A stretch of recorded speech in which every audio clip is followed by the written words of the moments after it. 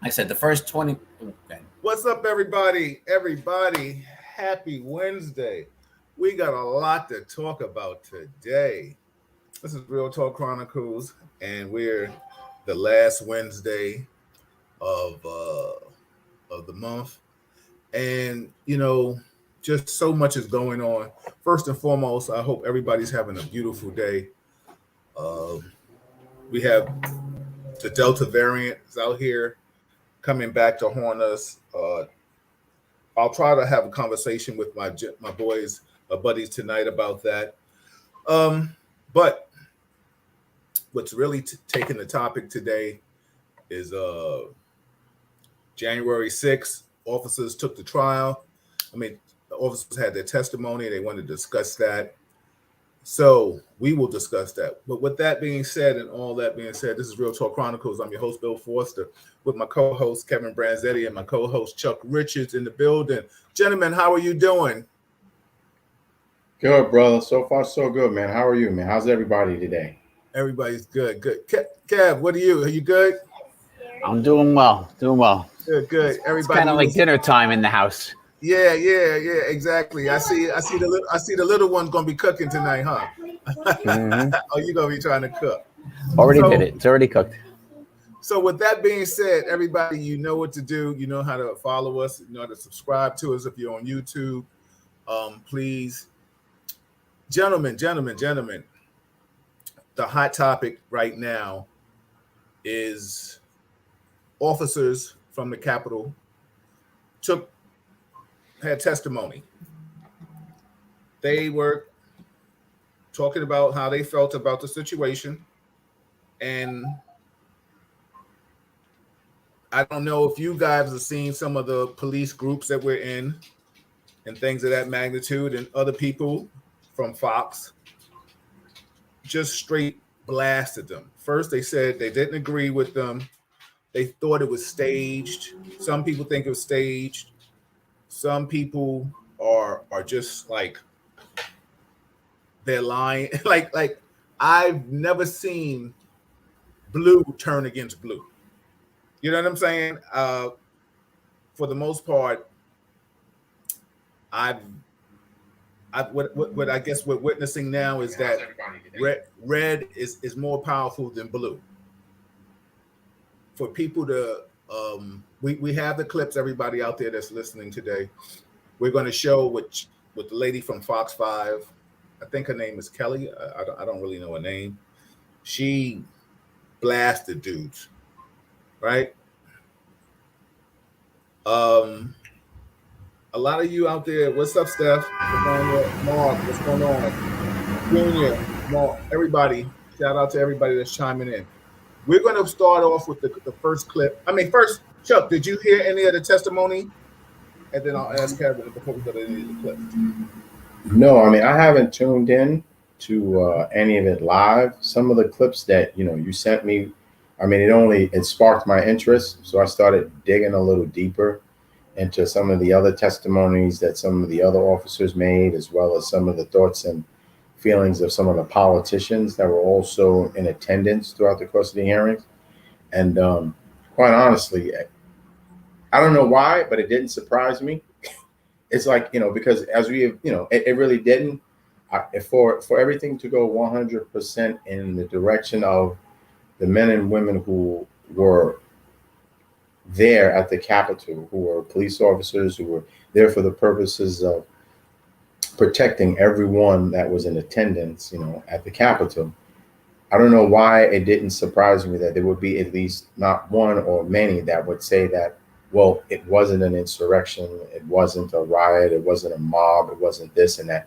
The particular police officers are just making more of what it is. So for that reason alone, I think I deliberately didn't watch it, because I knew that once the hearings were going through, especially especially like Fox, they have a way of turning things upside down and adding and embellishing and putting twists on things that's just disgusting. But once again, you also need to know your adversary. So you need to know both sides of the coin, those who are pro and those who are con. So the clips that you sent me gave me a lot of insight, and I was like, wow, man. It was kind of disgusting, it really was.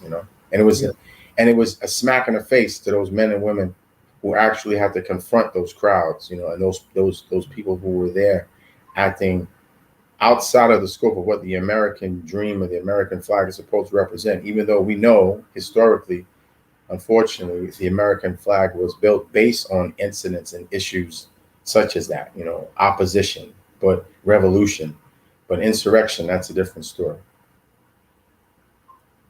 I totally agree with you. Kev, give me your take on it if you've seen any of this stuff. If not, well, we really have something in store for the audience tonight. No, I've had to work today, so I did not watch the clips you sent, but I have them queued up and ready to go. All right. Well, let's. The first one I want to show everybody, and also too, I want to give a big shout out to my man Clay Treadwell and his wife, his future wife, Beyonce Greer, Neil. They are getting married tomorrow. Malika and I will be in the building. Woo! So if they're listening, give a big shout out to them. We'll be there to watch them share their vows and nuptials and stuff like that. So everybody right now, if you're sensitive with listening to hearing the N-word, please, you might want to mute it. But right now, this is the officer's testimony of what he felt, what he experienced during January 6th. And we'll play it right now. All right, Kev. Got you. More and more insurrectionists were pouring into the area by the speaker's lobby near the rotunda, some wearing MAGA hats and shirts that fit. I told them to just go to the Capitol, and in response they yelled, "No, man, this is our house. President Trump invited us here. We're here to stop the steal. Joe Biden is not the president. Nobody voted for Joe Biden. I'm a law enforcement officer, and I do my best to keep politics out of my job. But in this circumstance, I responded, well, I voted for Joe Biden. Does my vote not count? Am I nobody?" That prompted a torrent of racial epithets. One woman in a pink MAGA shirt yelled, "You hear that, guys? This voted for Joe Biden." Then the crowd, perhaps around 20 people, joined in screaming, "Boo!" No one had ever called me a while wearing the uniform of a Capitol Police officer. In the days following the attempted insurrection, other Black officers shared with me their own stories of racial abuse on January 6th. One officer told me he had never, and in his entire 40 years of life, been called a to his face, and that streak ended on January 6th. Yet another Black officer later told me he had been confronted by insurrectionists in the Capitol who told him, "Put your gun down and we'll show you you really are." To be candid, the rest of the afternoon is a blur. But I know I went throughout the Capitol to assist officers who needed aid and help expel more insurrectionists. In the crypt, I encountered Sergeant Gunnell, who was giving assistance to an unconscious woman who had been in the crowd of rioters on the west side of the Capitol. I helped to carry her to the area of the House Majority Leader's office, where she was administered CPR. As the afternoon wore on, I was completely drained, both physically and emotionally, and in shock and total disbelief over what had happened. Once the building was cleared, I went to the rotunda to recover with other officers and share our experiences from what happened that afternoon. Representative Rodney Davis was there offering support to officers, and when he and I saw each other, he came over and he gave me a big hug. I sat down on a bench in the rotunda with a friend of mine who was also a Black Capitol Police officer, and told him about the racial slurs I endured. Became very emotional and began yelling, "How the blank could something like this happen? Is this America?" I began sobbing. Officers came over to console me.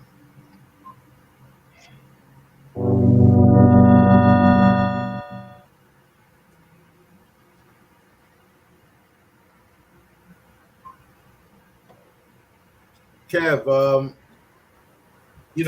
people say things are scripted.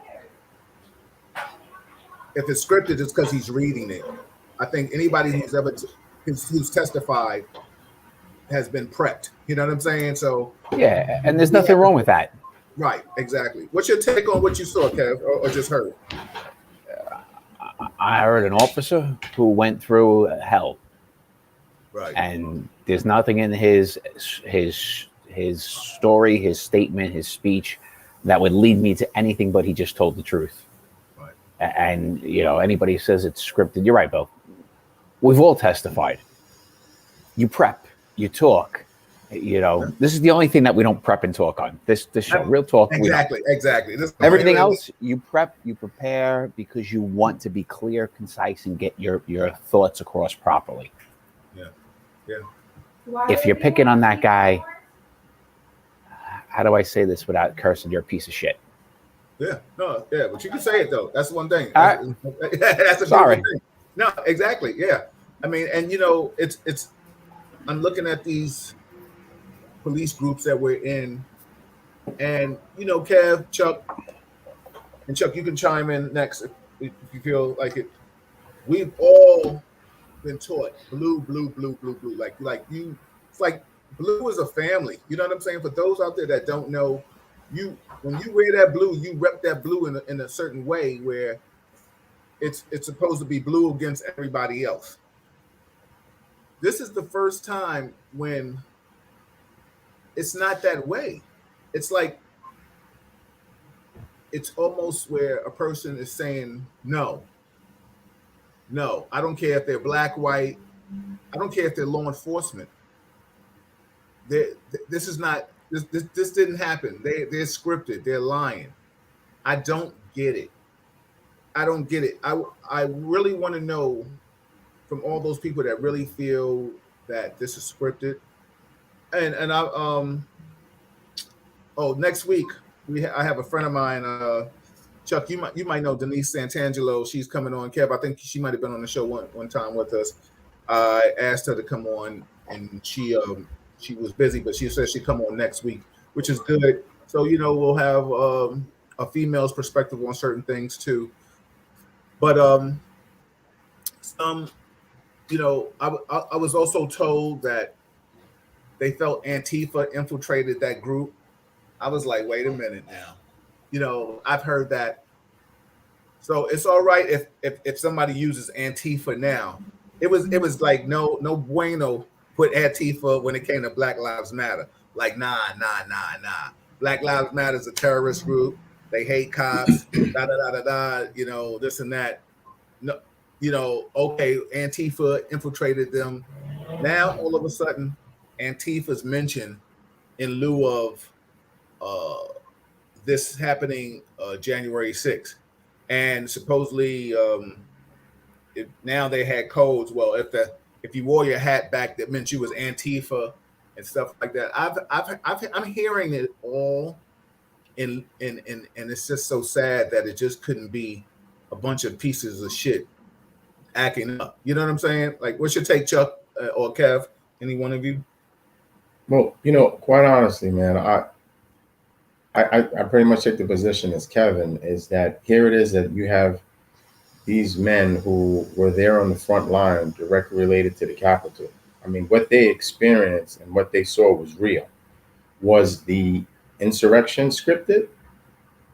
That's my question. All right. If they're giving scripted responses, was the insurrection scripted?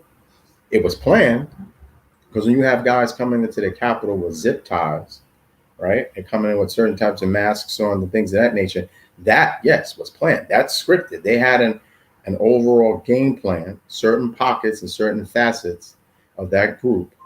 They were scripted. They had a plan of what they were going to do in response to trying to do whatever they could possibly to ensure that this particular election did not get verified, and now was going to be a new president or a new commander in chief.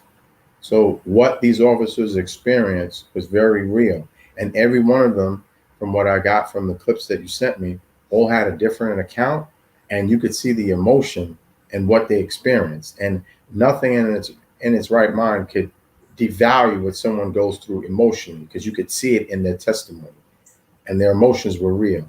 So yeah, maybe prior to that, where they asked what they might say, yeah, maybe so.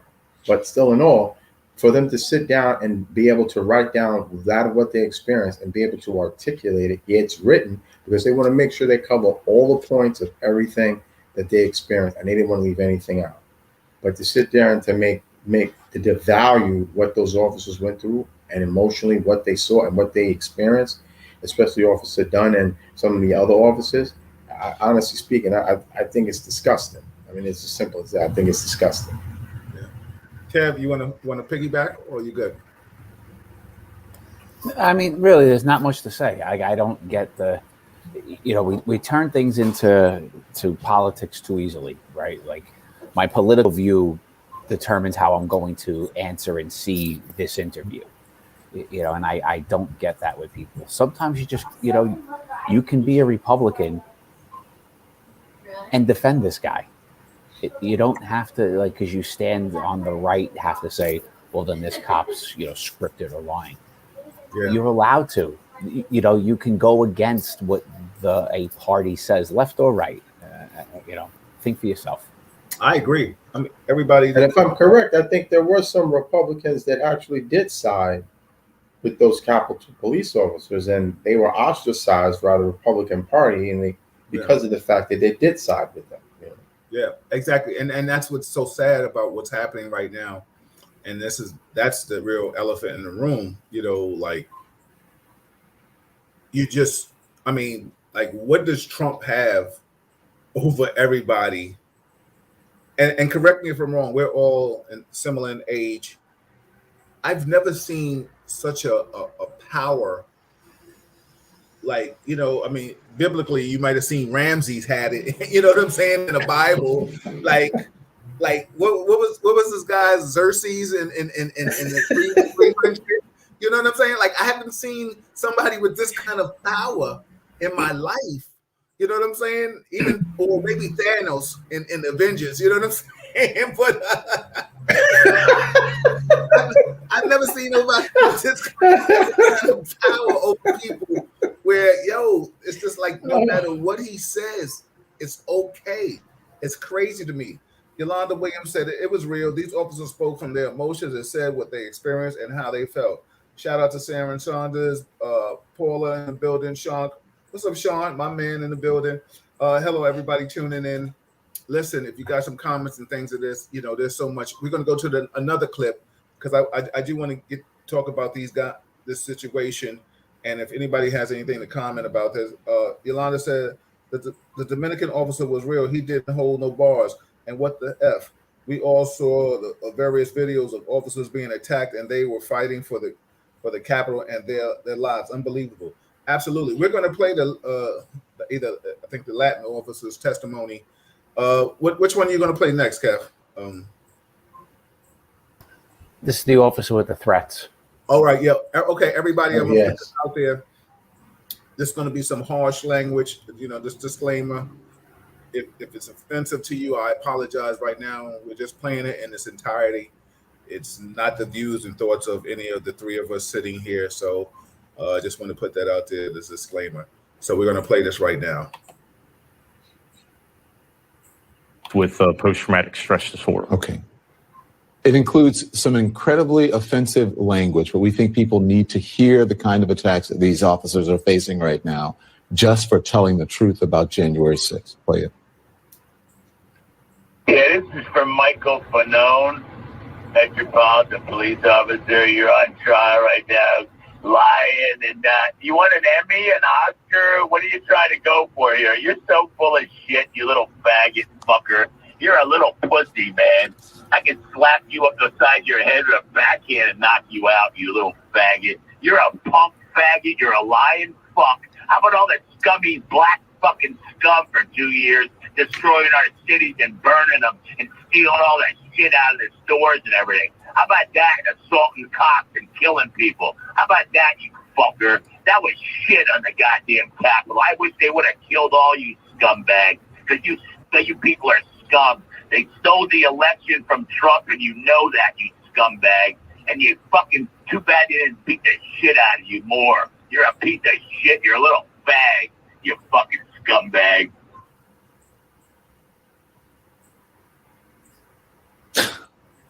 It was important for you. You did not want us to censor that. What do you say to that? What do you want people to know? And that idiot. I mean, I remember like my first reaction immediately after listening to that phone call, which I actually received while I was testifying in the hearing today. This is what happens to people that tell the truth in Trump's America. That simple. That simple. It doesn't bother you. It doesn't hurt you.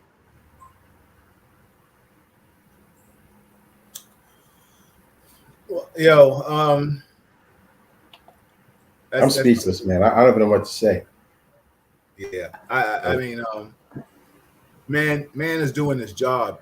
You know what I'm saying? Like, Go ahead, so I've done a lot of a fair amount of threat investigations, threats to people.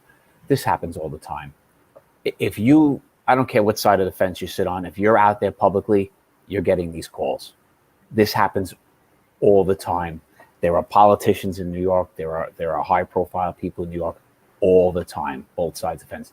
There are just lots of crazy people out there. That's it. I've heard this kind of call 100 times in my career. Easy. And you know, Kev, I'm not trying to minimize the fact that you've heard that. I mean, we've all. I mean, I think Chuck, you've done dignitary. I've done it too. So we understand like threats versus people in positions and things of that magnitude and stuff like that we have to be cognizant of. But I'm just so like thrown back that this man didn't ask to do anything. I mean, we don't know if he's a Trump. We don't even know if that individual is a Republican or not. He never said if he was a Republican or Democrat. He just went and testified on what he saw and what he experienced that day on January 6th. And the fact that he did that, he gets that kind of nonsense. Somebody that will never say anything to his face, that will stay behind, probably call him from a payphone from Denny's or Cracker Barrel. Cracker Barrel. Really? You had to use cracker in that? Yeah, well, I had to finish for him. I finished at Cracker Barrel. Yeah. Well, I apologize. I came close. They might still have a payphone or some shit. Or maybe the bus depot. You know what I'm saying? And he calls and he hits him with all that. Everybody's a tough guy over the phone. You know what I'm saying? Always, on social media. always, yeah. I don't get it. What is so disheartening is that, like I said, you know, sometimes the three of us have definitely spoken up. And there's a clip later on today, everybody, we're going to get to about a situation where female officer pulls over a young African American. But we're going to talk about that. What's up, Jose? I see you in the building, one of the real talkers. But what gets me is that I don't see the rally around law enforcement. You understand what I'm saying? Like, this is what, and I'm not baffled by it. I'm just letting everybody out there in social media land, in the real talk land, know that this is what happens. You know what I'm saying? Like, I'm not baffled at the fact that they are now being put out there. Like, these are officers are speaking up. They're speaking up and they're telling what happened, what they experienced. You know, what's up? Hey, Murphy, what's going on YouTube? I see the YouTube family chiming in. But this is what I'm not getting. I'm not getting why law enforcement is not backing them the way they should be. And they're feeling that it's just, like you said, Kevin, earlier, you said it's political parties over a personal, But you can't say law enforcement's not backing them, right? Like we don't speak for 800,000 members of law enforcement. We've heard from a few. Kev, you can't say. Let me interject. Have you seen the groups? Have you looked in those little groups we're in? On Facebook? Yeah, I'm just saying if you get a chance, I'm not, and all I'm trying to But say is that I'm not there's trying always a to say section of that people that are loud, right? The crazies on left, far right are the loud ones. I'm not going to go down and say law enforcement's not supporting. well, I mean, Are there members who aren't? Yeah, clearly. well, the bottom line is, I was in a group today, and one person has to definitely say, "Go listen.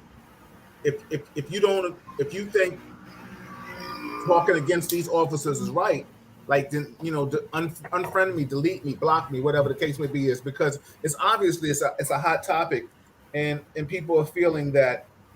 Now, listen, what I am saying is there. I'm not saying that there are people like ourselves that don't support them, but what I'm trying to say is that I'm seeing more disagreements against them right now. That's all I'm trying to say. So I'm not seeing any unions. I'm not saying that unions have to come out and say, yo, listen, everybody fall back, stand down, because now all of a sudden it's freedom of speech and everybody is saying what they want to say. But what I am trying to say is that it seems like you said earlier, Kevin, it's just like people are taking a political party over, what happened in January 6th. I mean, like you said, we've Chuck and I, the three of us have said, there were people that have denounced January 6th and said that it was terrible, and then there are some that said, well, it was just like a tour, like people going for a tour of a place. Yeah. Nobody in there like no damn tour. I personally don't feel Antifa infiltrated them. I think everybody I know personally, I've spoken to some law enforcement officers that work with NYPD that said that they wanted to be there or they would have went there. So listen, I'm not going for all that Antifa nonsense right now. Now, who am I to say that Antifa wasn't there? I can't say that because I don't know that for facts. But what I can say is I don't feel that. So that's my personal feeling, and that's why we're talking and we're conversing with each other, and we have the right to say what we feel and think. I just think that right now, it is, and when like there's other people out here in this world that I converse with about certain things, and the first thing they said when they got those clips is like, I guess blue lives really doesn't matter. You understand what I'm saying? Now these are from John and Jane Q. Publics of all different ethnicities.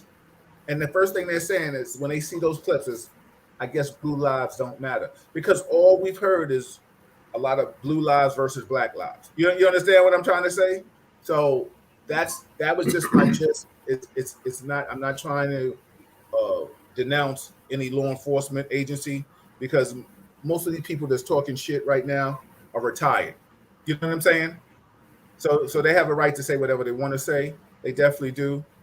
But it's just a shame that maybe we've worked with all of them or some of them.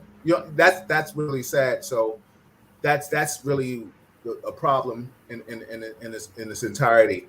Let's go to the other clip, Kev. Everybody, this is Real Talk Chronicles. I'm your host, Bill Forrester, with my co-host Kevin Branzetti and Chuck Richards in the building, and we're just talking about the insurrection that happened January 6th. And some officers have come forth and willing enough to take the stand and talk about the experience, and they're being ostracized from fellow law enforcement and maybe politicians too. And also right now we have somebody that from Channel 5 talked real tough and heavy on them. You can play it, Kevin, whenever you're ready. Which one do you want next, Bill? Which one is it? Which one do you have? The Laura Ingram's the one you said? Is that the one you want? Yeah, I think so. Okay. Yeah, female commentator that's from Fox 5. Yes. It's not Fox. Yeah, you keep saying Fox 5. That's what's confusing me. It's not Fox 5. What is it? Fox News and Fox 5 are two separate things. Oh, okay. There's a fox in the building, though, right? There's a fox somewhere around here. All right, we're gonna play this, everybody. Listen to this, and please, everybody in Real Talk Land, chime in and let me know what you think when you hear this. Go ahead, Kev. AOC's January 6th committee held its first hearing today, and because of her actions leading up to today, the whole thing turned into, in the eyes of many, nothing more than performance art. Now, as this show has reiterated time and again, all criminal activity at the Capitol that day should be prosecuted and punished. There was certainly a lot of violence that day, but it was not a terrorist attack. It wasn't 9/11. It wasn't the worst thing that ever happened to America. It wasn't an insurrection. There is also something else happening. A transparent attempt by Democrats to drag this all out ahead of 2022. They know they're going to lose big, and they're trying not to. But they're casting their political opponents as the enemies of the state. So the theatrics were intended to produce an emotional reaction. Logic and facts be damned. It is with that knowledge that we will unveil the Angle Awards for today's best performances. First, for best use of tears and dramatic pauses in a leading role, we have a tie. It's between Congressman Kinzinger and Schiff. I never expected the day to be quite as emotional for me as it has been. You guys won. You guys held. You know, democracies are not defined by our bad days. We're so driven by bigotry and hate that we attack our fellow citizens as traitors if they're born in another country or they don't look like us. God help us. God save us from these third-rate theatrics. Now, the award for best use of an exaggeration in a supporting role, the winner's Aquilino Gonell, who thinks the pen is literally mightier than the sword. You have all these items and things that were thrown at us and attack and used to attack us. Those are weapons. No matter if it is a pen, the way they were using these items, it was to hurt officers. The award for blatant use of partisan politics when facts fail, the Angle Award goes to Capitol Police Officer Harry Dunn. I'm a law enforcement officer, and I do my best to keep politics out of my job. But in this circumstance, I responded. Well, I voted for Joe Biden. Does my vote not count? Am I nobody? He later deployed all his art to accuse Trump of being a hitman. If a hitman is hired and he kills somebody, the hitman goes to jail. But not only does the hitman go to jail, but the person who hired them does. There was an attack carried out on January 6th, and a hitman sent them. I want you to get to the bottom of that. We have more on him in a moment, but it's not about politics at all. And for best performance in an action role, the winner is Michael Bonone. Too many are now telling me that hell doesn't exist or that hell actually wasn't that bad. The indifference shown to my colleagues is disgraceful.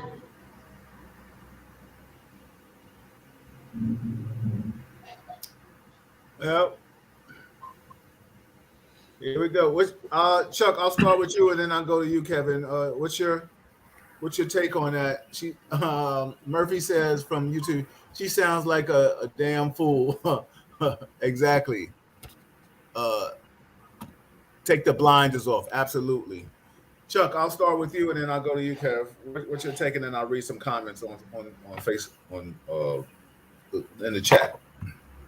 Well, you know, the thing that you knew out of the gate when it started was when they sat there and they tried to put a disclaimer directly on the incident itself, right? She went through the dynamic of indicating very clearly that if there's any criminality that might have occurred during that day, yes.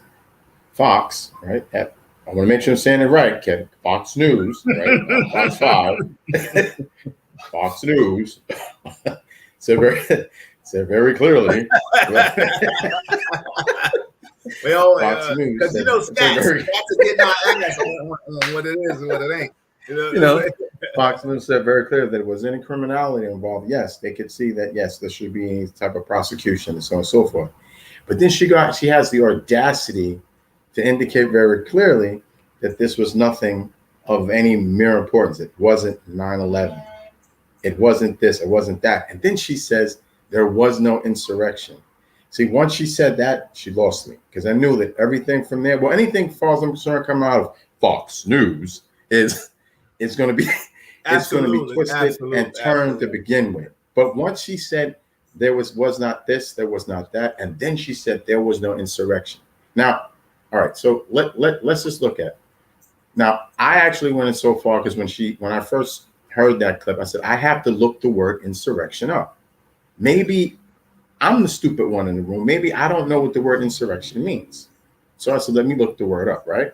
So I look it up, and then it says insurrection. It says it's an act or instance of revolting against civil authority or an established government.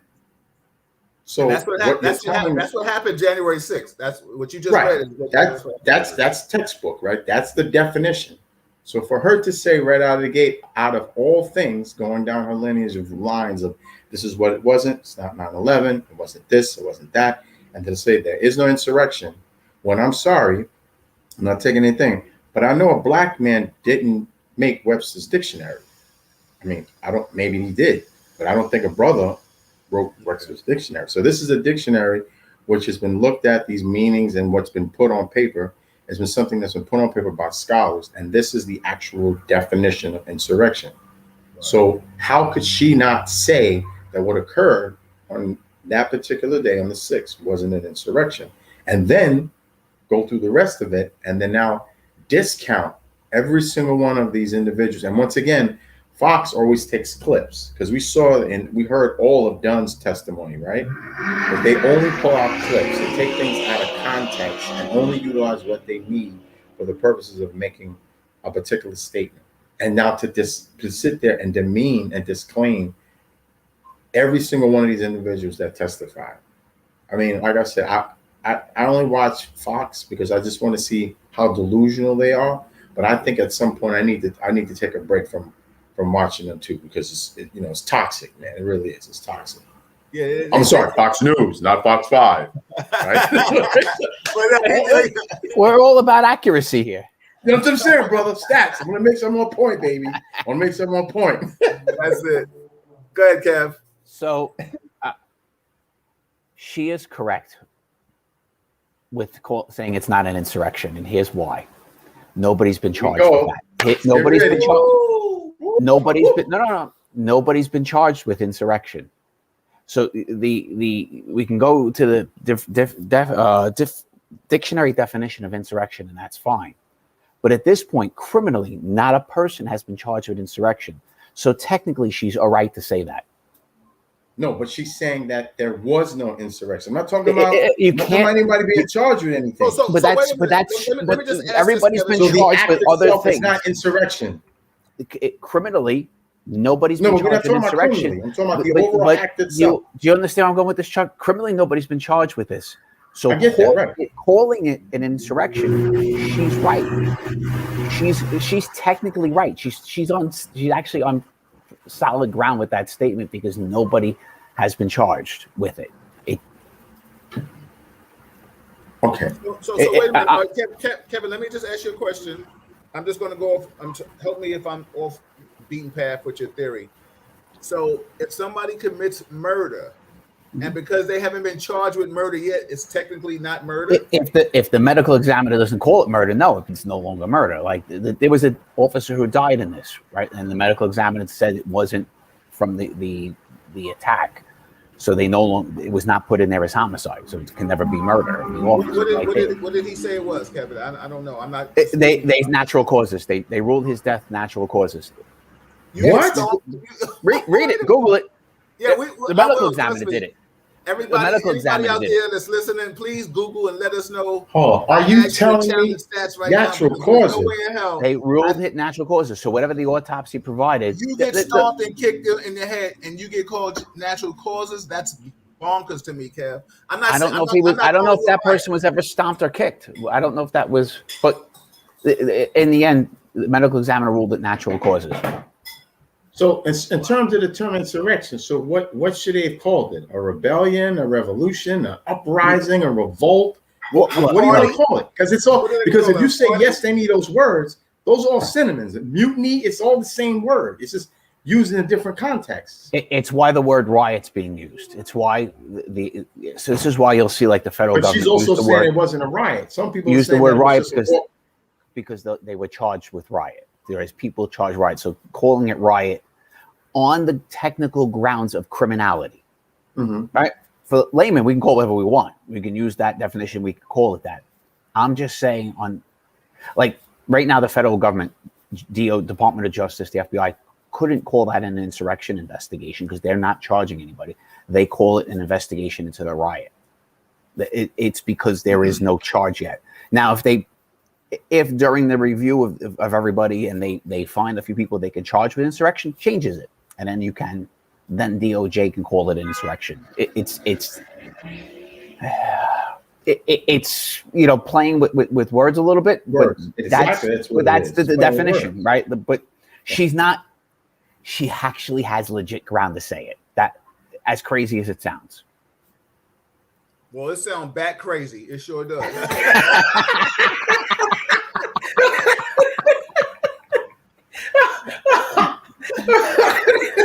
Yo, Kev, it sure sounds bat fucking crazy the way she said it. Let me tell you something. I'm guarantee you this: when that lady leaves her office, she probably got on a baseball cap and security walking her to her car because she talking all that shit. She talking, she ain't walking it. I know that for a fact. I guarantee you.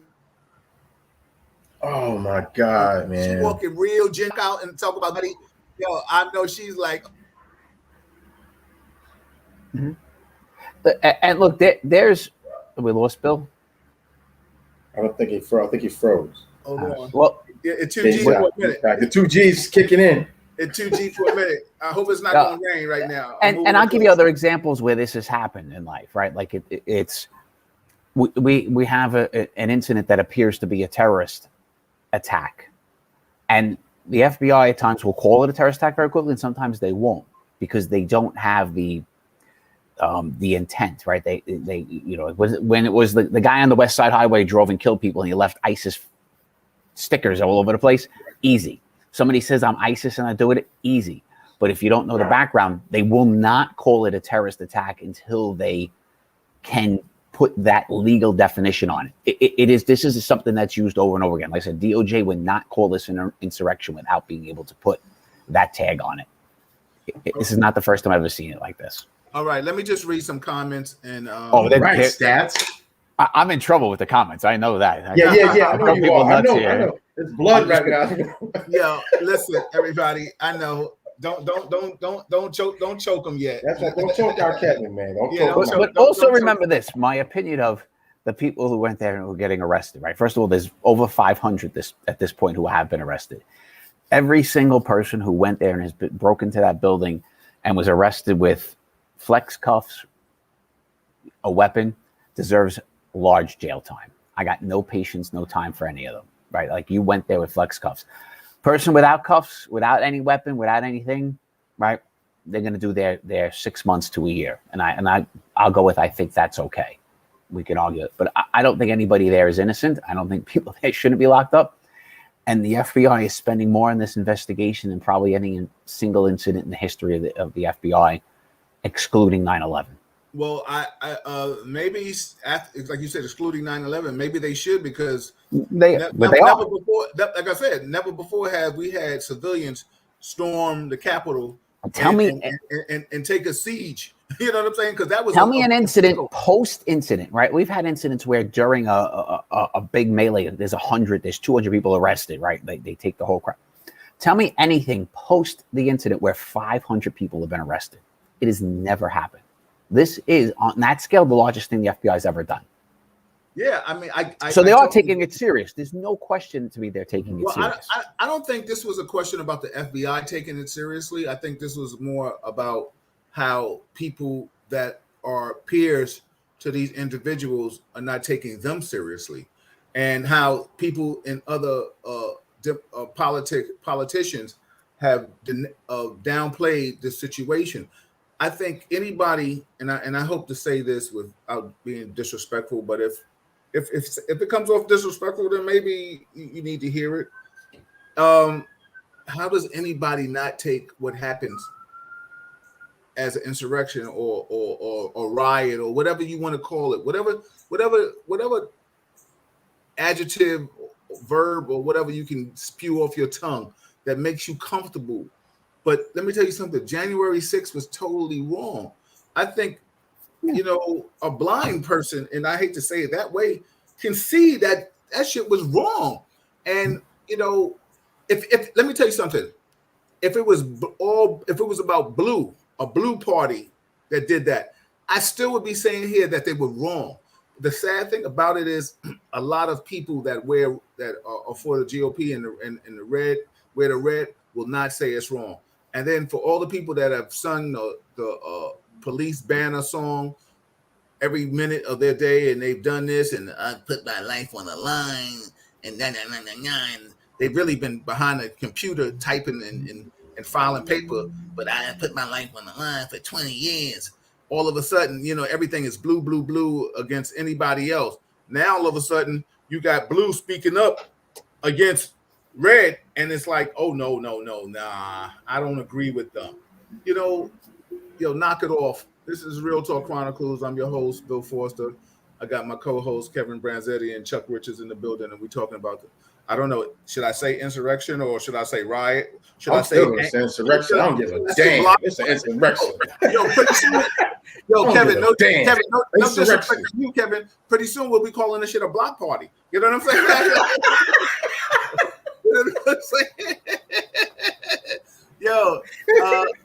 The one said, why did she cut off the officer right before he spoke about being called a N-word after he saw he voted for Biden? He also said bashed in the head with a fire extinguisher and slammed and pinned by a door with about 10 people putting pressure on it is natural causes. Wow. Can we say conspiracy? Absolutely. Let me read what the people are saying. Paula said, I feel the same way. Officers across the country attended a fallen officer's funeral. They should have showed up at the hearing yesterday. I'm just saying. I feel you on that, Paula. That's real talk. What's up, Cheryl? Yolanda said, really? Wow. That's sad. Who cares about the political parties? The officers were being attacked and doing their job, risking their lives. Damn, that's sad. Mark said, Bill, I think the union should speak out, but the unions have members who were present there, military as well. Republicans are the party of the men and women in blue and the military. Cowardness. Yep. Plain and simple. Let me see if I'm missing anybody else. Anybody that got something else to say, please let me read it and say it. So everybody, this is Real Talk Chronicles. Like I said, we are here chopping it up. Shout out to everybody that's chiming in. I see you, John. I see you, Wendell, my former high school buddy. Shout out to everybody that's chiming in. We appreciate you. Tony, my cousin Tony's in the building. He said white privilege is what it is, Billy. Yeah, absolutely. So listen. It's sad. It's disgusting. I think, kudos to you, Kevin, for speaking out as much as you try to do. I know sometimes we have to reel you back in. You know what I'm saying? I'm just playing with you.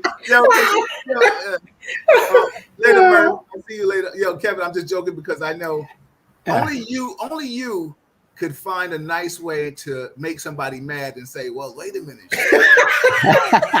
He technically was right. People at home was like, oh, I thought. Bill, you didn't give me the full vote. Bill, I know when you're really upset, you go all the way down. You only give like a half head. When your head disappears from the screen, I know I've hit a 10 on the Richter scale. Yeah, you touched a Stephen A. Smith nerve. Word up, man. You got it. But right now, normally when partially back, it was. I know I was. I was like, oh, like I said, only you could find a way where a person be like, huh? Like, what is he talking about? But it was good though. It was a good one. So we're going to move on for that topic. We're going to bring that up next week when Denise comes in, and we're going to get another law enforcement officer standpoint on that. And any other law enforcement that wants to chime in on that topic, you're more than welcome to join us. I invite any John, Jane, Q, public, anybody that wants to talk about anything that you want to, you're more than welcome, and we'll pick on segments and stuff like that. We're also talking about a variant. We have a lot of Republicans speaking out a lot right now about taking the vaccine. We'll definitely discuss that with the doctor. Also, too, now this is something we'll chop up real quick with you guys.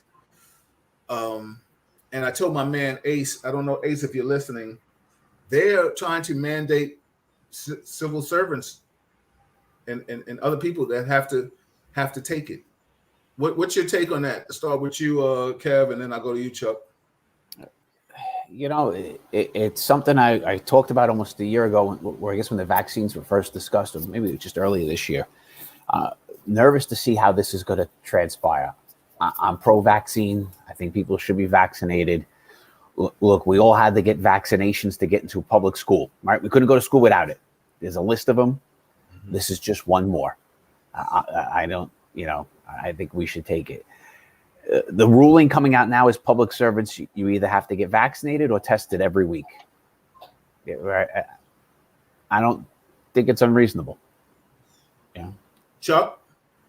No, I mean, I agree with Kevin. I don't see it being unreasonable, especially taking into consideration that they're public servants, they're coming in contact with the public, they're going to be in densely populated areas and offices. I mean, the first and foremost thing that anybody should want to do is to ensure not only their own health, but the health of the people they're coming in contact with, right? We're talking about firemen, policemen, people in office buildings, law departments, whatever the case may be. So it's a sound decision that if you're not going to be vaccinated, that you should at least be tested, every week to ensure that, you're not infected. What I think maybe you guys can give me some insight on is I don't understand why some of the unions feel that has to be something that it should be bargained. Like there should be they should come to the table. Like DC 37, which is one of the largest unions, especially when it comes to healthcare, they said that in terms of them even being tested on a weekly basis is something that they have to come to the bargaining table for. But prior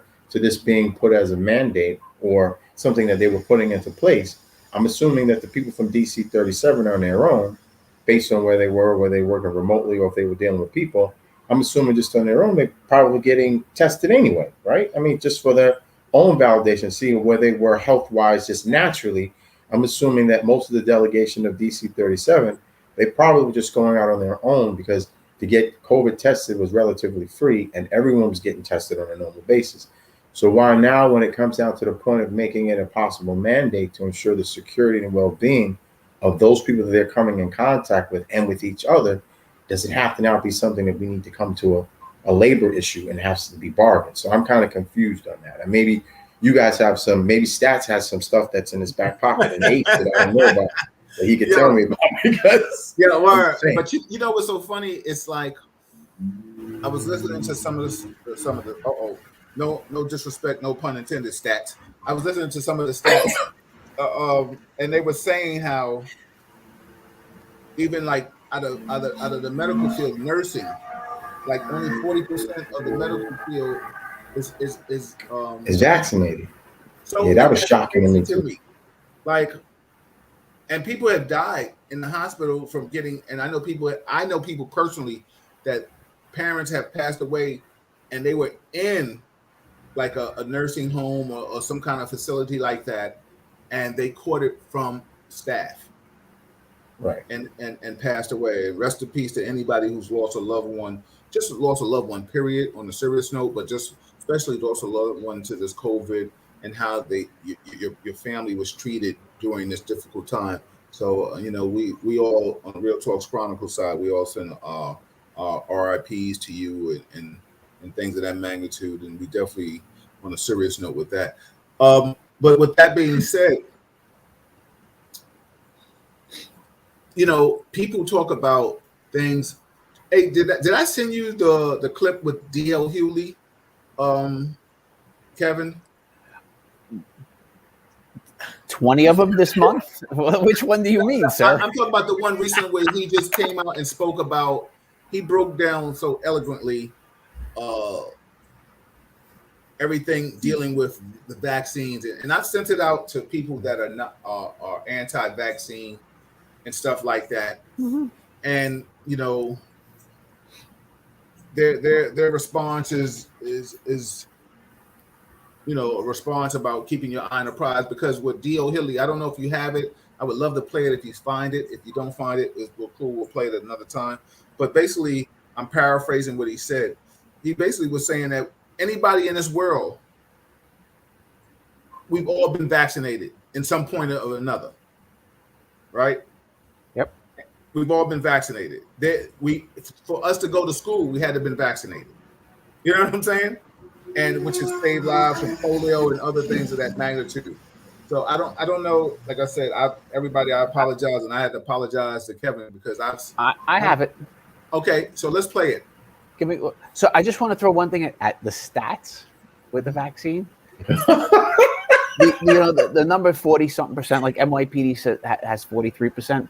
They're only basing that off of NYPD offered the shots to the officers to go. You had to go to the medical division, go over to left rack, get your shots.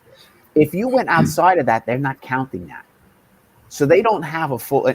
The commissioner went on the news today and was talking about this, that they don't have a full grasp of actually how many have gotten it.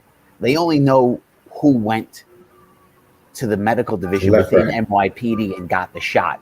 But I live in Rockland County. I wouldn't have gone there. I would have went to CVS by me and got the shot because it's free. Why would I drive to left rack?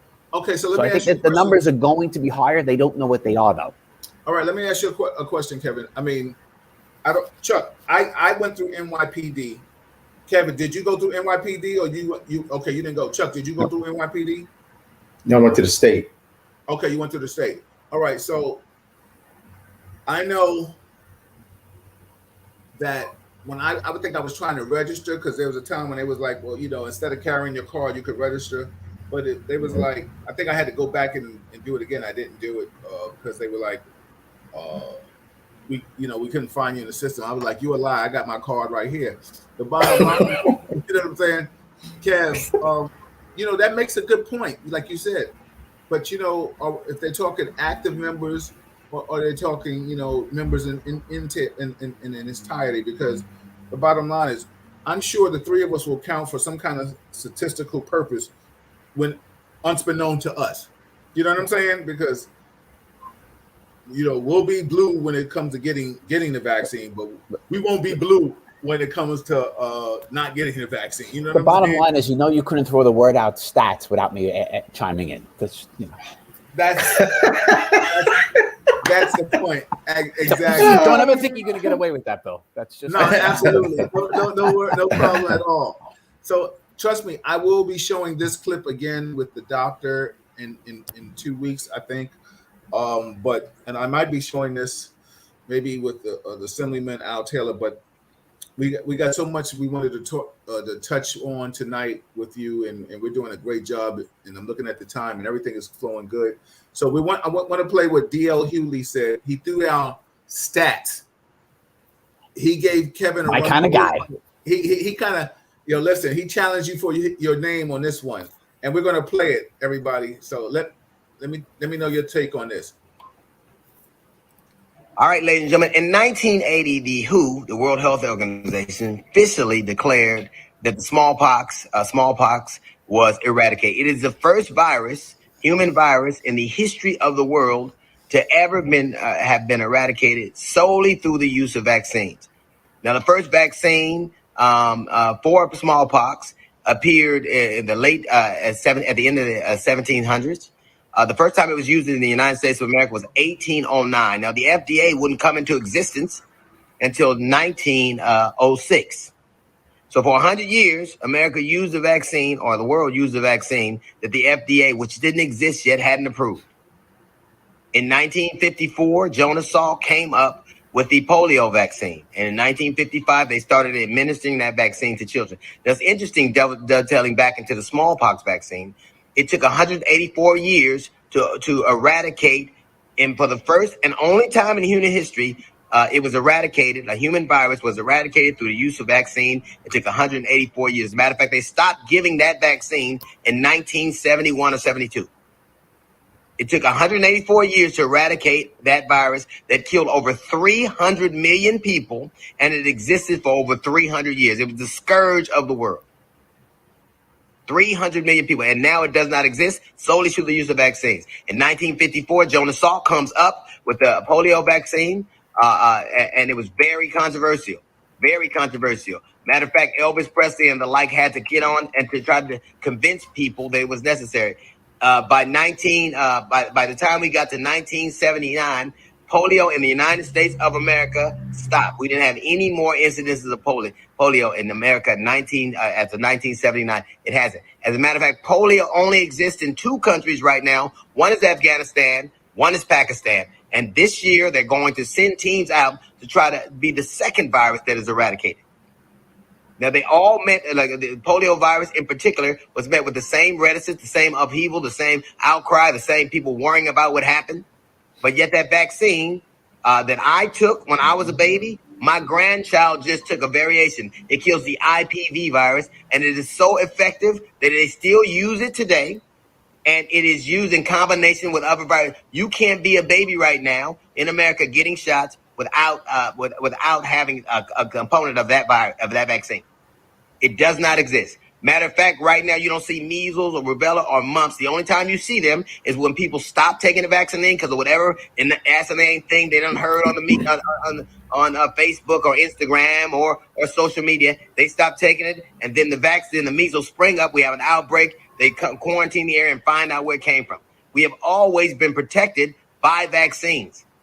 At the same time, around the same time, they were giving polio vaccines. Yes, they were doing the Tuskegee experiment. Those dualities exist and always have in America. I cannot explain that to you.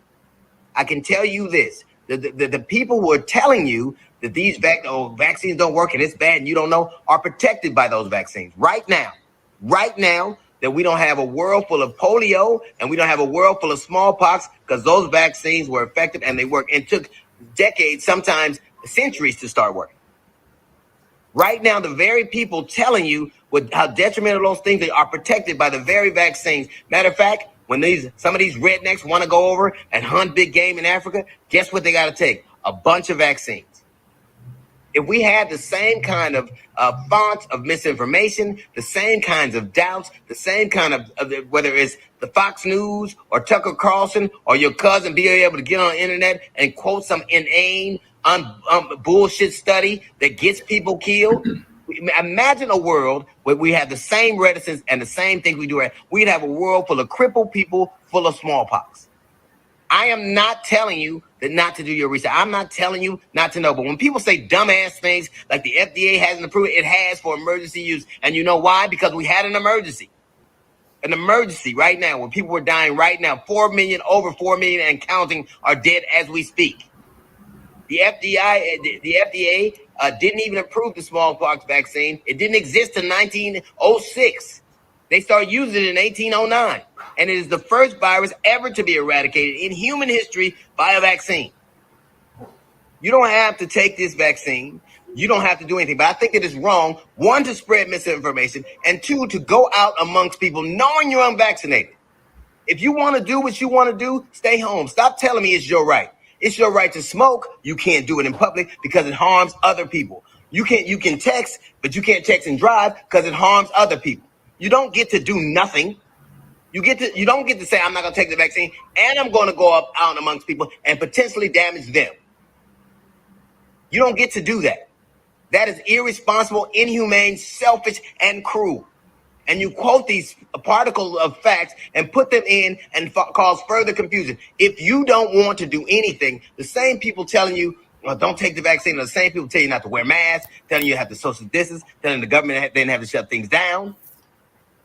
2 vaccines, both very controversial. Right now, 1 eradicated the world from polio, from smallpox that had killed 300 million people and does not exist anymore. And 2, the polio vaccine, also very controversial, which is on the verge of eliminating the second human virus.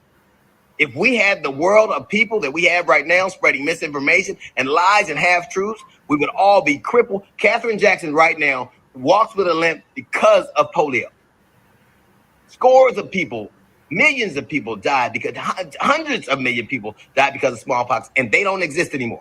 Imagine a world where all these Fox News people, all these Tucker Carlson, and your dumbass cousin with his herb book were having a voice. we would all be a world full of smallpox, infected, polio, crippled people. You don't have to do anything, but you don't get to keep spreading misinformation and a virus because you don't want to do something. That's a little note from the GED section. We've got a jazz report coming up in 15 minutes. This, of course, is the D.L. Hughley Show. All right, ladies and gentlemen, in 1980, Well, don't cook my grits, baby. I tell you one thing. This is Real Talk Chronicles. Shit. And that was really, let me tell you something. One day I'm gonna get him on Real Talk, man. Trust me. But this is Real Talk with my co-hosts Kevin and Chuck, and we are keeping it real just as we can. I'll start with you, Chuck. What you think of how DL broke it down, man? Brother, I'm like this. He dropped the mic on them cats. All I gotta do, man, is drop it. I'm just gonna bow, baby. That's all I'm gonna do. Because for him to go in so far as even making it very clear that, yeah, he's right. A lot of the people who are professing and stating this vaccine is you shouldn't do this, they've all been protected from smallpox, measles, polio, the whole 9 yards. And then to hear historically the amount of time it took until the FDA was actually created, and here it is, people were taking what's, a vaccination that wasn't approved by the FDA as of yet. And he's right. It's a state of an emergency, right? Everything was done based on it being a state of emergency in order to preserve life, which of course makes sense. But that latter part about texting and driving, you can't do that. The other issues, is smoking in public, and you can't do that. Yeah, he's right. If in fact you don't have the decency to understand that what you do is affecting other people's lives, then stay your ass home. Don't come out. Right. Don't come out. Yeah. I have a different opinion once my kids can be vaccinated. Once there are people who have immune problems, deficiency diseases, who can't be vaccinated. So there's a portion of our population that can't be protected, right? So we need to protect them. It's our job to protect them. And that means everybody's got to get vaccinated. Yeah. And if you're not, you're going to be ostracized at places. You're not going to be allowed into concerts or baseball games. That's on you. You want to go live in a cabin? Go live in a cabin. But like at the moment, my younger ones, I can't get them vaccinated. I'm safe. I feel very comfortable being out without a mask. If I get the disease, I'll have some issues, but I'm confident that it'll be small. But if I bring it home and give it to my kids who are not vaccinated because the vaccine's not available for them yet, that's a problem. Yeah. Right. I have family members who. Same thing with you is that, let's say for argument's sake, let's say you weren't vaccinated. Let's say you were someone who said you were anti-vaccinated. Even just for the mere fact that even if in fact you're not going to get vaccinated, to say that very clearly that this overall disease, this variant, this virus is a hoax, and not even going as so far as protecting someone, you protecting other people, someone else, because you don't want to get vaccinated. There are people who don't want to be vaccinated and they don't want to wear a mask. They don't want to socially distance. They don't want to take any precautions to ensure that even if they're not vaccinated, that they want to go about things in a manner which is going to at least service the larger masses, not their own personal thoughts and feelings. And because they feel that these viruses aren't real, it's not that I'm just not going to get vaccinated, but I'm not even going to wear face covering. I'm not going to stay socially distant. I'm going to go out and party and do my own thing regardless of the circumstance.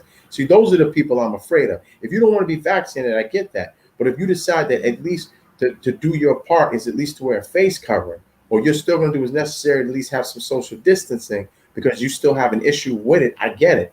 But those guys that just decide that they're not going to do anything at all, that it's a status quo and the world is a happy place and this thing doesn't exist, those are the people that I'm afraid of, because that cat could be standing next to me and he may not be vaccinated and does not care what he may believe that this virus is a hoax, and he's standing next to me and I'm having a discussion, or I'm speaking to somebody 5 feet away, and God forbid, we all know that this overall virus, it's also can be airborne. So if I'm in a restaurant or if I'm sitting within 5 to 10 feet of someone and they're just talking into the air, and if there's no correct filtrate system within that particular location, then I can possibly get ill. And that's what I have a problem with. You don't want to get vaccinated, sure, I get it. Everyone has their reasons. Certain people, like Kevin said, that can't.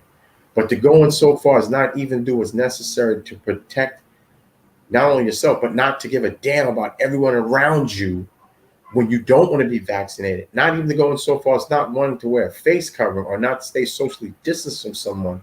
See, those are the people I'm afraid of. I totally agree with both of you. It's really sad. I mean, like I said, sometimes I personally have taken the vaccine. And I'm going to read what my bonus mother has said. Eunice Collins said, as far as getting the vaccine, either shit or get off the pot. People are dying and more will die because there's a surge in a lot of states, especially New York. Absolutely. You know, Kevin and I, and then the three of us, we talked about the governor. You know, we talked about how it seemed like there's been a shift in his energy in regards to being vaccinated or not wearing a mask. Just today, they showed on the news people in Florida were burning masks because they do not want to wear masks in school. I have no idea what the F they're doing out there in Florida. Wow, you know what I'm man. saying? But let me tell you something. A friend of mine one time, and I agree with him. I won't use his name because I don't know if he's watching or not, but he had said one time, sometimes I feel you should just leave children out of certain things. And I agree with that right now. When you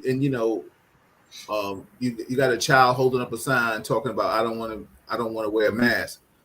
Well, you do what I tell you, little punk. You know what I'm saying? Like you listen. If I told you today we going out here and pick it, like you want to wear a mask, that's the signs you would hold. So right now, don't have the kid. And I think I sent you a video.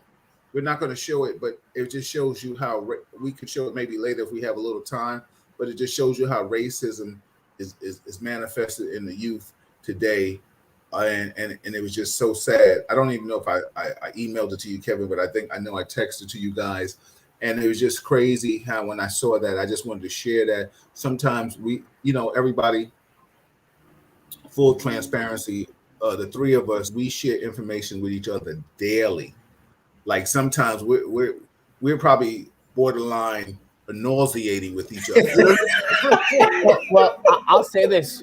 Some of us share it with each other. Some of us read each other's things, and some don't. Boom, boom, boom. Talk about taking shots. Pow, pow, pow, pow, pow.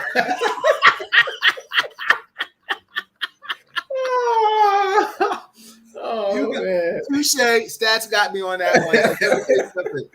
I think, like when we embark on this journalism life, and I said that to Pastor Reverend Taylor, that right now this is journalism. It is what it is. It may be in a smaller version to some. I mean, I took it in school in psychology. I took it in school, so this is something that I do enjoy.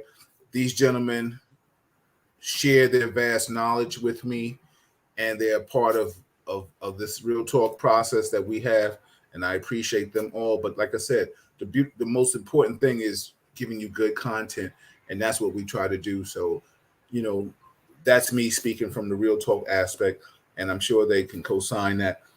We're not sitting here just being in your living room from YouTube, Facebook, or wherever you're watching us at, and whenever you do watch us, the bottom line is all the accolades that you give me, and I'm sure they get it back from whomever they share their information with, that people say, listen, we give you the real.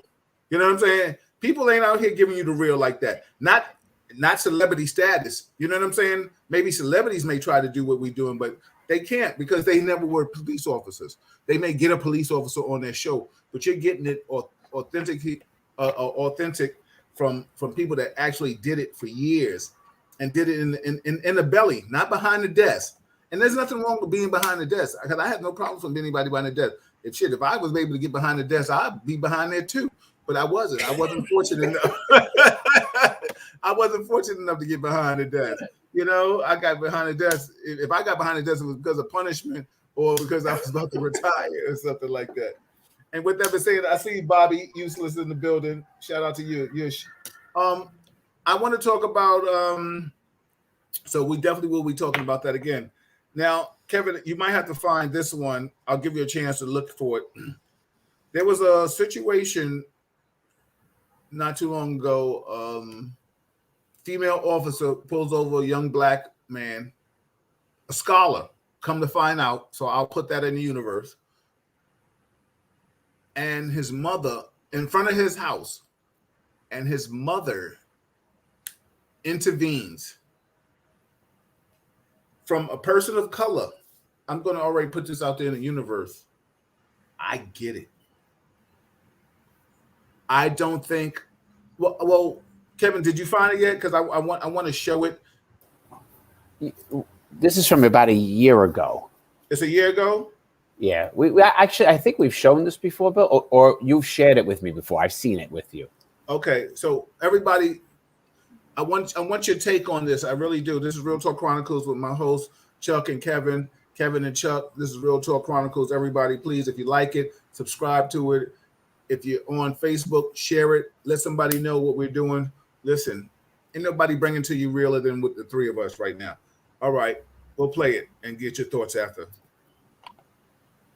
Yeah, we are. It's an officer safety thing. Driveway. It's an officer safety thing, okay? So driver's license and insurance. Go ahead and close the door for me, please. It's my son's safety. You got enough safety gear. Okay. You the one with the guns and stuff. Well, I have no idea if you have guns and stuff too. Oh, so the reason I pulled you over, sir, is because you ran the stop sign back there, okay? Sure. All right. Side of the court. They like to kill people, but not my son. Ma'am, can you step up front, please? No, this is my property. You're actually on the sidewalk, so that's perfectly fine. So can you come on back here, No, please? he cannot. No, he cannot. Give him his ticket. Give him the ticket. You're on probation or parole or anything? No, like that, he's sir? not. I'm talking to him. Are you on probation or parole or answering anything for like that? him. No, he's not. Give him his ticket.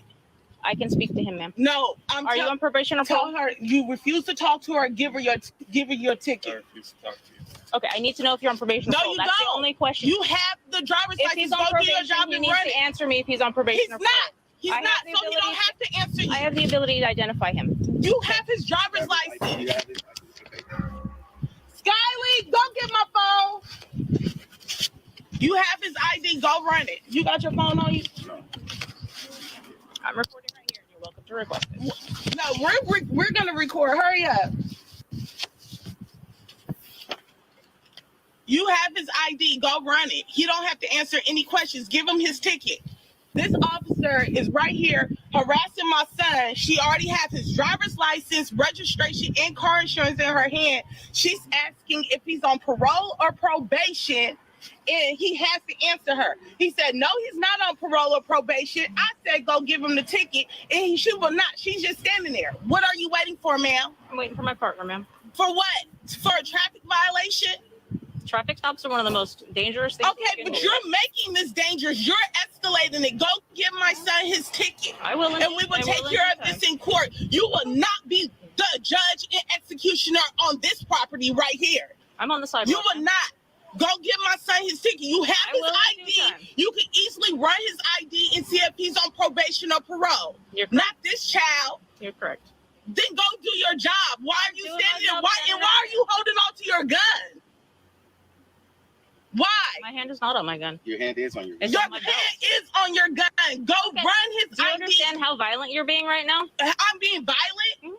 You're being verbally aggressive, yes. No, I'm not being verbally aggressive. You will not change this up. You will not create the narrative here that we've been seeing on the news. If he ran the stop sign, that's what you're saying, we will happily take the ticket. Okay. But I will not allow my son to stand here in front of you with your hand on your gun. That will not happen. Well, he can't. He's not free to leave, so he's going to stand right there. He's not leaving. He's not leaving. He's standing right you here. just told me that you weren't My gonna let son him is not leaving. No, he's standing on our property line. We own this house. And that's exactly he's standing where I on want our property line. You said he ran the stop sign, right? That is correct. Go give him the ticket. I will in and due then time. You can leave. I will in due time. In due time. You guys, she done called for backup and everything. Y'all share this video because my son will not be the next hashtag. Not gonna happen.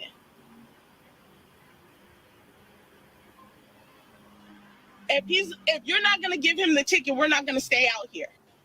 I am absolutely going to give him a ticket. Then go give him the ticket. He is detained right now. You're free to leave. No, I'm not leaving my son in your hands with your hand on your gun.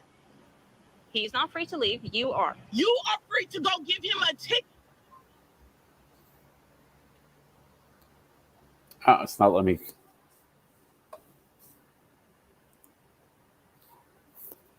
Hey, do not get out of the car. It stopped. Yeah, can you get it's not to letting the me end? show the whole thing. Inside. You can go inside. He's detained. See if you can push it. Push it. Let's see. That's not my property. Sign All right, right here. good, right here. You have to get taken care of by 12:14. Y'all took all these officers over here just to get a ticket. Go in the house that way. I gotta give him a citation. I'll take it. Okay, I do have to give it to him. Tobias, take the citation.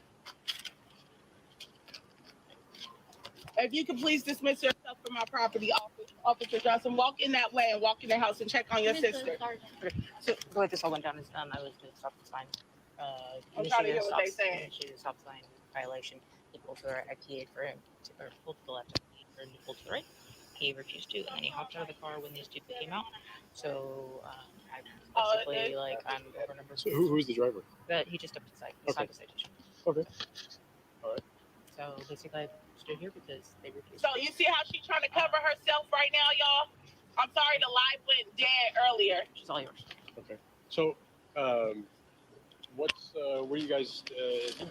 So the problem is the behavior of your officer, Officer Johnson, badge number 297, and this is Jacobo, badge number 147. You guys, when my son was pulled over, I told him to get his driver's license, registration, and insurance. He has never been pulled over before, never had an interaction with the officer. He got up the car and asked me, was this it? She was still with her flashing lights because we didn't know if it was him being pulled over, but I was like, I think that's him. So that is you. So he said, is this it? She started yelling, are you on probation or parole? Get back in the car. And I'm like, whoa, she's coming over aggressively with her hand on her gun. I put my son behind me. And I said, what is he getting pulled over before? He has to answer my question. Asked it 3 more times. Is he on probation or parole? He said no. We all said no. Why would you think he's on probation and parole? At this time, she has his ID, his registration, and his insurance. And she stood right there where this officer is. And actually, she was actually acting like a servant of the community, where this officer was. And she had a staring contest for about 10 to 15 minutes. And we said, well, if he ran the stop sign, give him the ticket. We'll take care of this in court.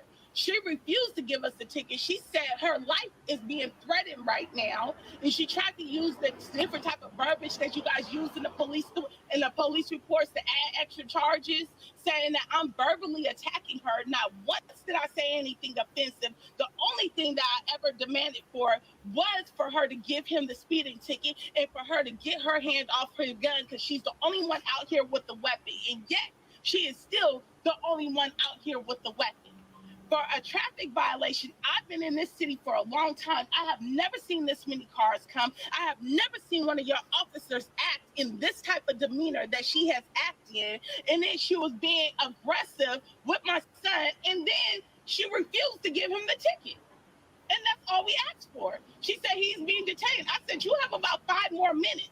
Look at the air quality out here. It's hot. I'm sick. I shouldn't even be outside. And she's making a standoff over a stop sign because she thinks he's on parole or probation. And she refused, as one of your officers says, the protocol is for her to run the information. She didn't even call in his name. She didn't call. She called for backup.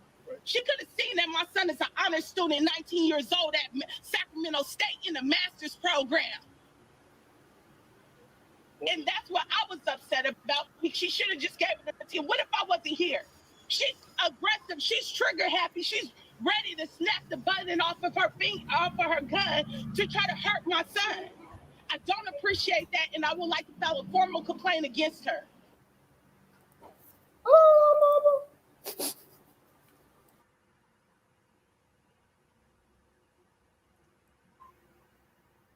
All right. Now, Kevin, I'll let you go first, or do you want me to let Chuck to go first? I'll let you go first, and you give me your take on the whole situation, because I have my take on it, and it might be in unison with both of you. It might be different.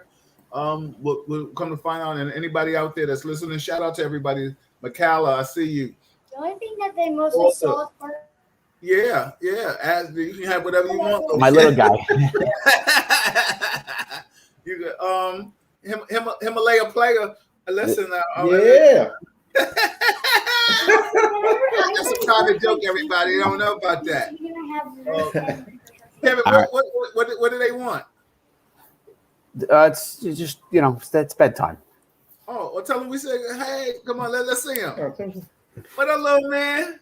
What's up, little man? Everybody, that's the child version of Real Talk Chronicles right there. He's the future Himalaya player. He's gonna be talking about he's the future. He's gonna be talking about what's happening in Marvel and Disney and bringing all the issues that Mickey Mouse and all of them have going on. He'll be addressing that in the future. Yeah, there is ice cream in the freezer. That's what I said. There's ice cream. Get a boy ice cream and stop playing, man. You know what I'm saying? So you want Chuck to go first, or you want to go first, Kevin? I mean, I'll take the first stab. It's fine. Not the worst video. Look, I get the mom, and I get the cop. Right, the kid was getting pulled over for a ticket. Fine, he got out of the car. Fine. None of us like the person getting out of the car. So that's always an issue. She got the license because she went back to her car at that point, wrote the ticket. Yeah, I think mom got her. She was at that point where I was not taking mom's order. And I understand that you let your ego get in the way. Right? I've been there, been on the street. I'm not letting somebody tell me what to do. And you start to lose focus of kind of what you should be doing there or could be doing to get done with this. I don't think the officer really, besides that part, did anything wrong. I don't see anything bad that the officer did. I don't think the officer said anything bad. I don't think she acted inappropriately. That wasn't her hand on her gun. I've leaned like that too. It's not, it's not like a really having your hand on the handle of your gun kind of thing. I've done that lean. I've said a lot in my career. That's it. I think she could have got out of it earlier, but she didn't want to follow somebody else's orders. And I said, I understand that. It would have been quicker and easier if she would have just walked to the car at that point and given the ticket. But she also could have been more aggressive, right? Like I said, we've all been there where somebody gets out of the car. We're all trained. You don't let them out of the car. You're not allowed out of the car. Calling for a second unit, nothing wrong with that. Did she call for 6 other cops? I don't. We've all made this ask for 1 unit to come back us up somewhere, and 3 cars show up. That's a normal thing to me. So that didn't bother me. The amount that showed up, we've all been in situations where we've all called calmly. We need another car here, and lots of guys just show up. That's it. Chuck, you want to go? Oh, well, first thing, she didn't look like a Misty Johnson. Her name was Misty Johnson. She wasn't looking misty at all. So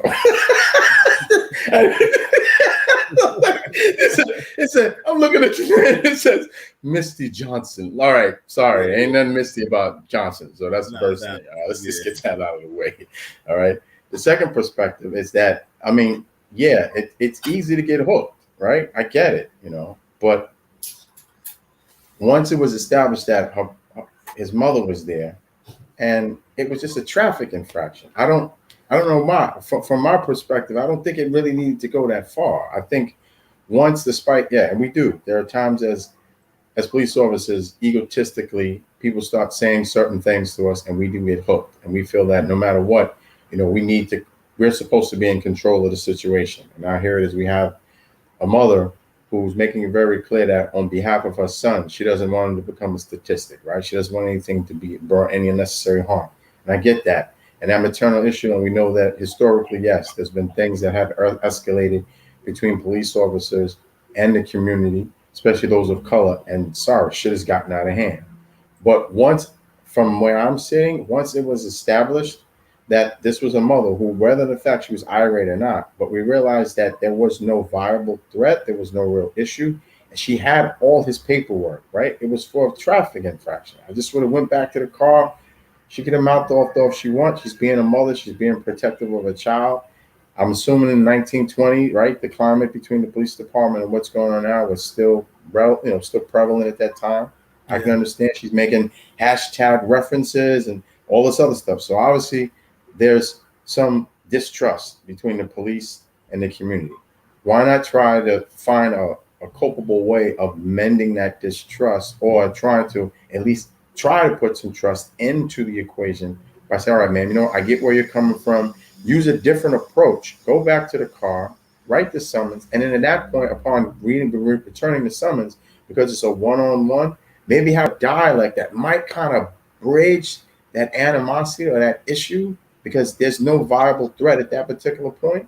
And maybe, it maybe do more harm than good. But then now she's calling for backup as if there's a threatening issue. And now she's got a sergeant showing up and a couple of other units. And, it's like an army outside just for a traffic violation. But once again, like I said, we all have, as police officers, discretion, right? We use our discretion in every circumstance, in every situation. I just think that my approach would have been different. I mean, from what she would have done. That's all. I feel you. Everybody, I'm gonna. If you have any comments on what you just saw, please write them in so I can read them out. Now, I feel both of you on what you said. From my take, and I'll just try to talk about what both of you said. Like Kevin, you're right. Female officers, so we know when a female calls for another car, more cars are going to come. I totally get it. Do I think she was antagonizing? I think she was probably one of the most sarcastic, annoying ass officers I've ever seen. And that's just who she was. I would never buy her a beer. You know what I'm saying? because she is the type of one that, like, if you say we going over there, she'll be like, where? Well, everybody said we're going to the bar. Well, you didn't tell me you was going to the bar. Which bar are you going to? The bar that we always go to. Well, I gotta play. You know what I'm saying? Like she may just be annoying just to be annoying. You understand what I'm trying to say? I don't know if she was doing that to be sarcastic with that lady. I think her demeanor was impeccable, but I think she was being sarcastic. So I think it was like passive aggressive, like you said, Kevin and Chuck, but both, like, she got hooked a little, but she kept her demeanor. She was very calm and articulate. Mm-hmm. Did she let it escalate? Absolutely. Thank God the mother, even though her verbs and adjectives went up a couple of octaves, she was very articulate, and she expressed why she felt the way she felt. I don't have a problem with that. Because I don't think maybe between the three of us, I don't know if it would have got to that. Because once we got the information, we would have ran his name. We could have ran his name 7,000 different ways. We would have found out if he had a warrant or on probation or whatever the case may be. I think that was stereotypical, like, to stereotype that individual to find out, like, yo, do you now? People can ask that questions from a law enforcement standpoint, absolutely. But the thing is, talk about like poking the bear. You know what I'm saying? Like, okay, you have warrants. So the mother, yes, intervening, but understandably intervening and articulating, because the way she spoke to that sergeant, even though she looked like she was comfortable. I'm not even gonna say ghetto. She looked comfortable. She was at home, right? She articulated why she felt the way she felt. And the thing is, what a lot of times happens is when they put people of color in front of screens and they use wrong verbiage and adjectives. So I think she was very articulate in what she did. Now there may be, I had this conversation with another law enforcement officer, and he felt that the mother was disrespectful, and violating and getting in the way. I don't see that. Listen, I really didn't see that. The mother just wasn't going to let anything happen to her child. Let me tell you something. You take the weakest animal and you pit it against any animal of superior strength and thing. A mother turtle will fight a lion to protect her turtles. You know, her baby turtles. Right. So the bottom line is she articulated why she felt the way she felt and what she was doing.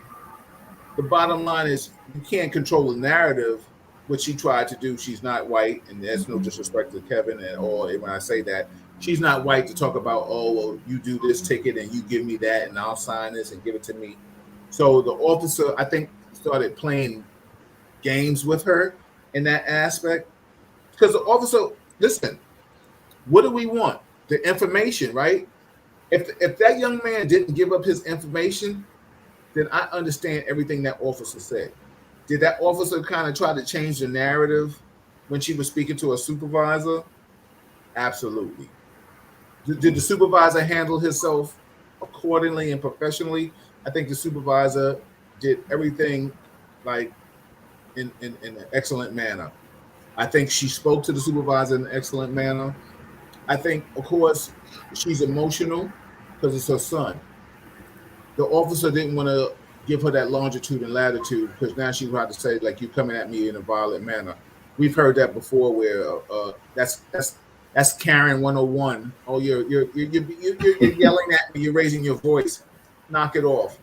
Don't You're playing with my emotions. When emotions arrive, everybody speaks a little different octave. So that's my personal take on it. I don't know, Kev, what do you think about what I said? Chuck, what do you think about what I said? Well, I mean, I agree totally, but by the same token, I mean, I'm just going to look at it from a different perspective. I mean, did you look at her? She was a mess. I mean, she was said she was sick, articulate. though. I mean, are we judging her for her ensemble? Because I'm talking about the officer. Talking about Officer Johnson, like just her appearance. She was a mess. She had the Punisher on. She had the Punisher mask her on. uniform, everything. I mean, when the sergeant showed up, the other units. I was looking at everybody in its entirety. The sergeant's uniform, the other young officer that was to the left, that was standing where she was originally. I mean, it was as if she gives off the overall demeanor of a Napoleon complex, and I mean that's maybe I shouldn't put it in those terms, but it was like a Napoleon complex. It's real talk. You can put it anywhere you want. Yeah. And that's, I mean, it was just an added caveat to the whole thing. But nonetheless, like I said, I mean, I agree with you totally, and I agree with Kevin. I mean, there's a different ways of viewing it, but I just think that it didn't have to go to that extreme. You know? Well, I think the one thing that we all agree, and I'll let you chime in, Kev, right now, is that thank God nothing escalated to a point of somebody losing their life or getting incarcerated, even though we know a ticket is in lieu of arrest. But the bottom line is the officer, sarcastically as they were, still kind of kept their head, which I was glad about that. And the mother, as articulate as she was, her voice, her octave went up a little, but the bottom line is she was able to articulate her emotions and feelings. You know, the bottom line is the officer escalating it for backup. Yeah, okay, you call backup. I get it. You now all of a sudden, you're surrounded by 3 black people or 3 people. Somebody might get offended that I said, yeah, it was 3 black people and a white officer, but it was like, a male officer could have did the same thing. So you call for another unit just to 85 me non-emergency. I don't know how she put it over. When people have nothing to do, let's ride through there and see what happens. So yeah, officers are out there, absolutely. Kevin, you're totally right with that aspect of it. But the bottom line is, when she goes to the sergeant and she starts hitting them with the whisper game, she's not being forthright on it. The bottom line is she could have just said, listen, she pulled my coat, but she's not going to say that with the body camera on. But basically, and that's what happened. She got her coat pulled, and she caught feelings. but she was able to articulate and keep and not escalate her verbal skills. What's your take on it, Kev? Yeah, what I'm trying to look up as we were talking is how she had on. You know, because I know for me, right, with 6 months on the job is completely different than with 16 years on the job, right? And it's an interesting scenario that could have went. Kev, I'm not giving that to you, brother. I've been on the job 33 years. I've never let my uniform look shabby. Never. There's never been a moment. I've never looked like garbage in uniform. I don't care how many years I got on. Don't give me that. I'm not giving you that. No, I'm not talking about you're talking about the look of her. I'm talking about the how much time she's got response, how she handled once the woman got her. Right, there was just that little bit of being told what to do.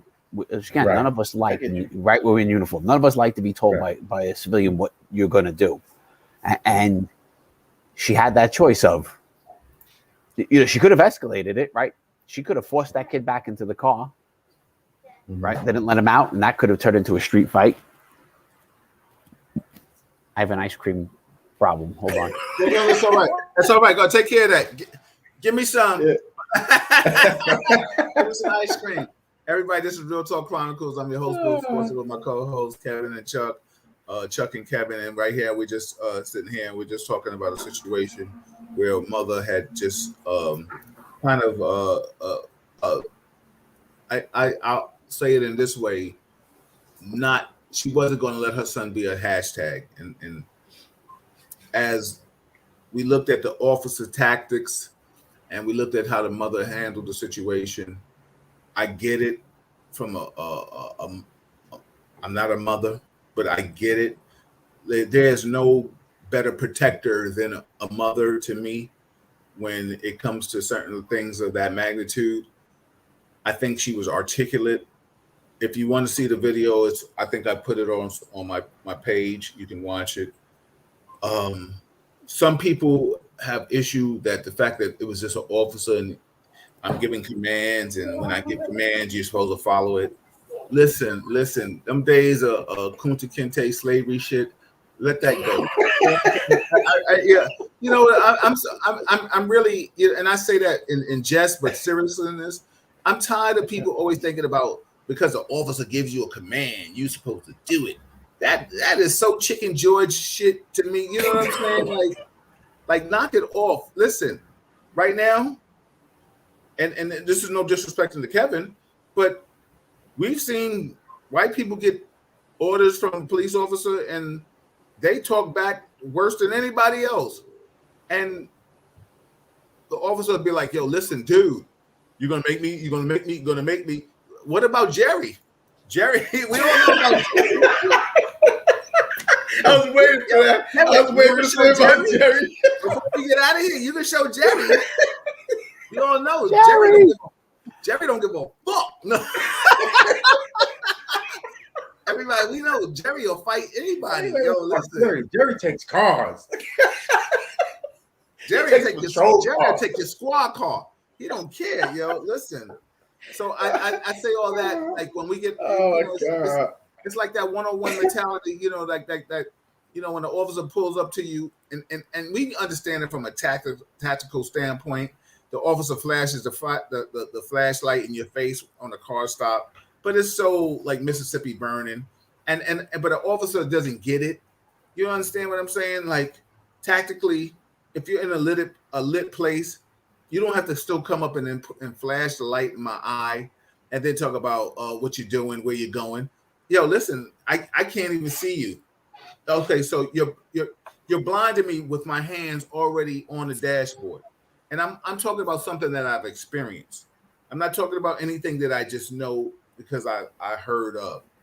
I've had my hands on the dashboard, on the steering wheel, and still got the flashlight in my eye. And I'm looking at the dude and I'm like, come on, man. And then I'm moving my hands because I can't even see. You're irritating my eyes. So, you know, we know, Kevin, you know, and Chuck, you know, there's officers like, I don't care. It's all about my safety. But you're safe. I got my hands out the window. I got my hands on the steering wheel, and you're still flashing it in my eye.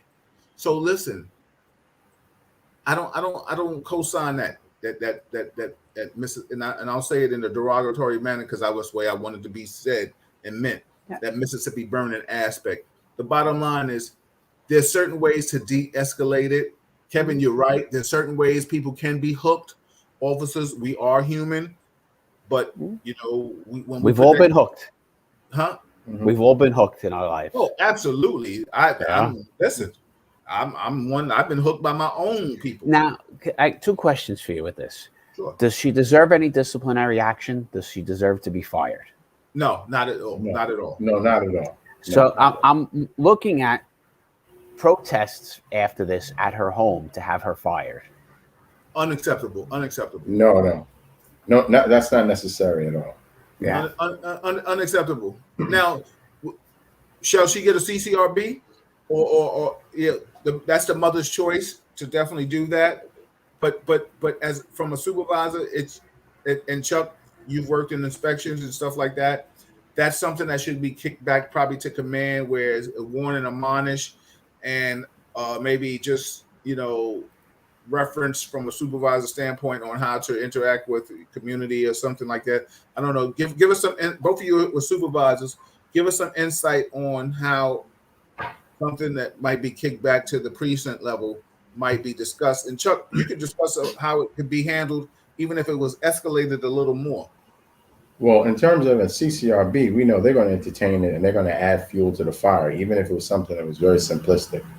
Because unfortunately, I'm not trying to say that because it's not coming from a police officer's perspective, but it's coming from a civilian perspective. Of course, there's going to be something that the civilian review board is going to find that might be, they feel out of sorts. But if you looked at it from, let's say, an internal investigation, something directly related to, let's say, inspections or let's say internal affairs, it wouldn't even make it to the front door because it doesn't have any merit that says that there was any misconduct or anything directly related to the officer, because she was articulate, because she wanted to wait for backup, because she stood there and maybe she may have been sarcastic. She didn't use any racial epithets. She didn't curse. She didn't use any slurs. She didn't use any slander. So there's nothing that merits the level of where it even needs to be looked at as misconduct. And she did everything in her employment. She didn't do anything wrong, Right. even though we know she could have been a different person. But everything she did from a verbal and command aspect was right. So go ahead, you're right. Right. So like I said, other than that, the only thing that could have escalated was unless based on the fact that she had stepped onto the property and she forcibly tried to, let's say if her son had tried to leave and she says he couldn't leave and she forcibly may have stepped on the premise and grabbed her son, okay, that's a different story. But none of those elements occurred, and it was just nothing more of a verbal discourse between the both of them. And she said nothing that was out of sorts. Like I said, she didn't use any slander. She didn't use any racial epithets. She didn't use any slurs. She didn't even use any profanity. All she did was request that she get a couple of other units there in order to give him the summons. So in terms of an internal investigation, it wouldn't even make it to the front door. It wouldn't even be referred to the command because there was nothing that was wrong in terms of her interaction directly with with the mother or with the son for that matter. Yeah, I agree with you. I'd have been like, I would be like, Susan, you're a piece of work, but otherwise than that, she didn't do anything in my eye that warranted anything of that magnitude. Kevin, go ahead from your standpoint. No, I think we hit it all, right? Like I just noticed I was trying to research to see how much time she had on, and then I found the videos of protests at her house and calling for her to be fired. And yeah, let's kind of like a little much. Everybody, let's not get carried away. Just because you get into some kind of altercation or verbal situation doesn't mean you need to get fired all the damn time. Now, let's call a spade a spade. I think we all know what certain criteria is deserving of being terminated from your position. Stefania sent a video to she sent a thing to all of us, but to me a messenger of a cop kicking somebody in the head cuffed. Yes, I sent that to you too. You can play. You want to save it for next week? No, we can play it right now. We got a time, but the bottom line is, I think the three of us, when we all see it, I think I sent it to us initially, but you can play it if you want to. this is, I think we're going to all be in agreement. Dude, if you get fired, shame on you. The bottom line is you're kicking a female in the face, unbeknown to any other reason besides talk. I'm not even saying, and I'm just being facetious when I say talk about your mother, but what, spitting on your mother's grave or spitting in your face didn't warrant you getting kicked in the face where you're cuffed. If you want to play it, we're going to play it right now. Everybody, this is something like, I think once Chuck sees it and Kevin sees it, we'll all understand the situation. And I think Stefania wanted to talk about the Karen and Victoria's Secrets. Oh, she was definitely off the chain, crying and shit. Hold on. We'll play this real quick. That has many online outraged. The family of the woman just as horrified. It was a woman down on the ground in handcuffs. Oh man, that I am totally horrified. I'm speechless. Not only that, it's a police officer. The video, originally shared on the ATL Uncensored social media pages, was shot on Monday afternoon at an apartment complex in Summerhill, Atlanta. I spoke exclusively to the family and the woman who took the video. She was spitting at the officer, and then she already spit at him once before, but it didn't get on him. So she spit at him again when it got on his boots, and that's when he decided to kick her in the face. The neighbors saying it wasn't the only time the woman, Ashley, was kicked. They actually kicked her down the hill, and she went rolling. She says she also confronted the officer. He was like, "Why did you kick her?" He was like, "I didn't kick her." He didn't even know that somebody was recording him. Her neighbor says EMS took Ashley to Grady. While the interview was happening, Ashley was dropped off by APD. Her family adding she does take medication. And Ashley had some mental issue problems because she was off her meds, because they said she's been acting kind of off.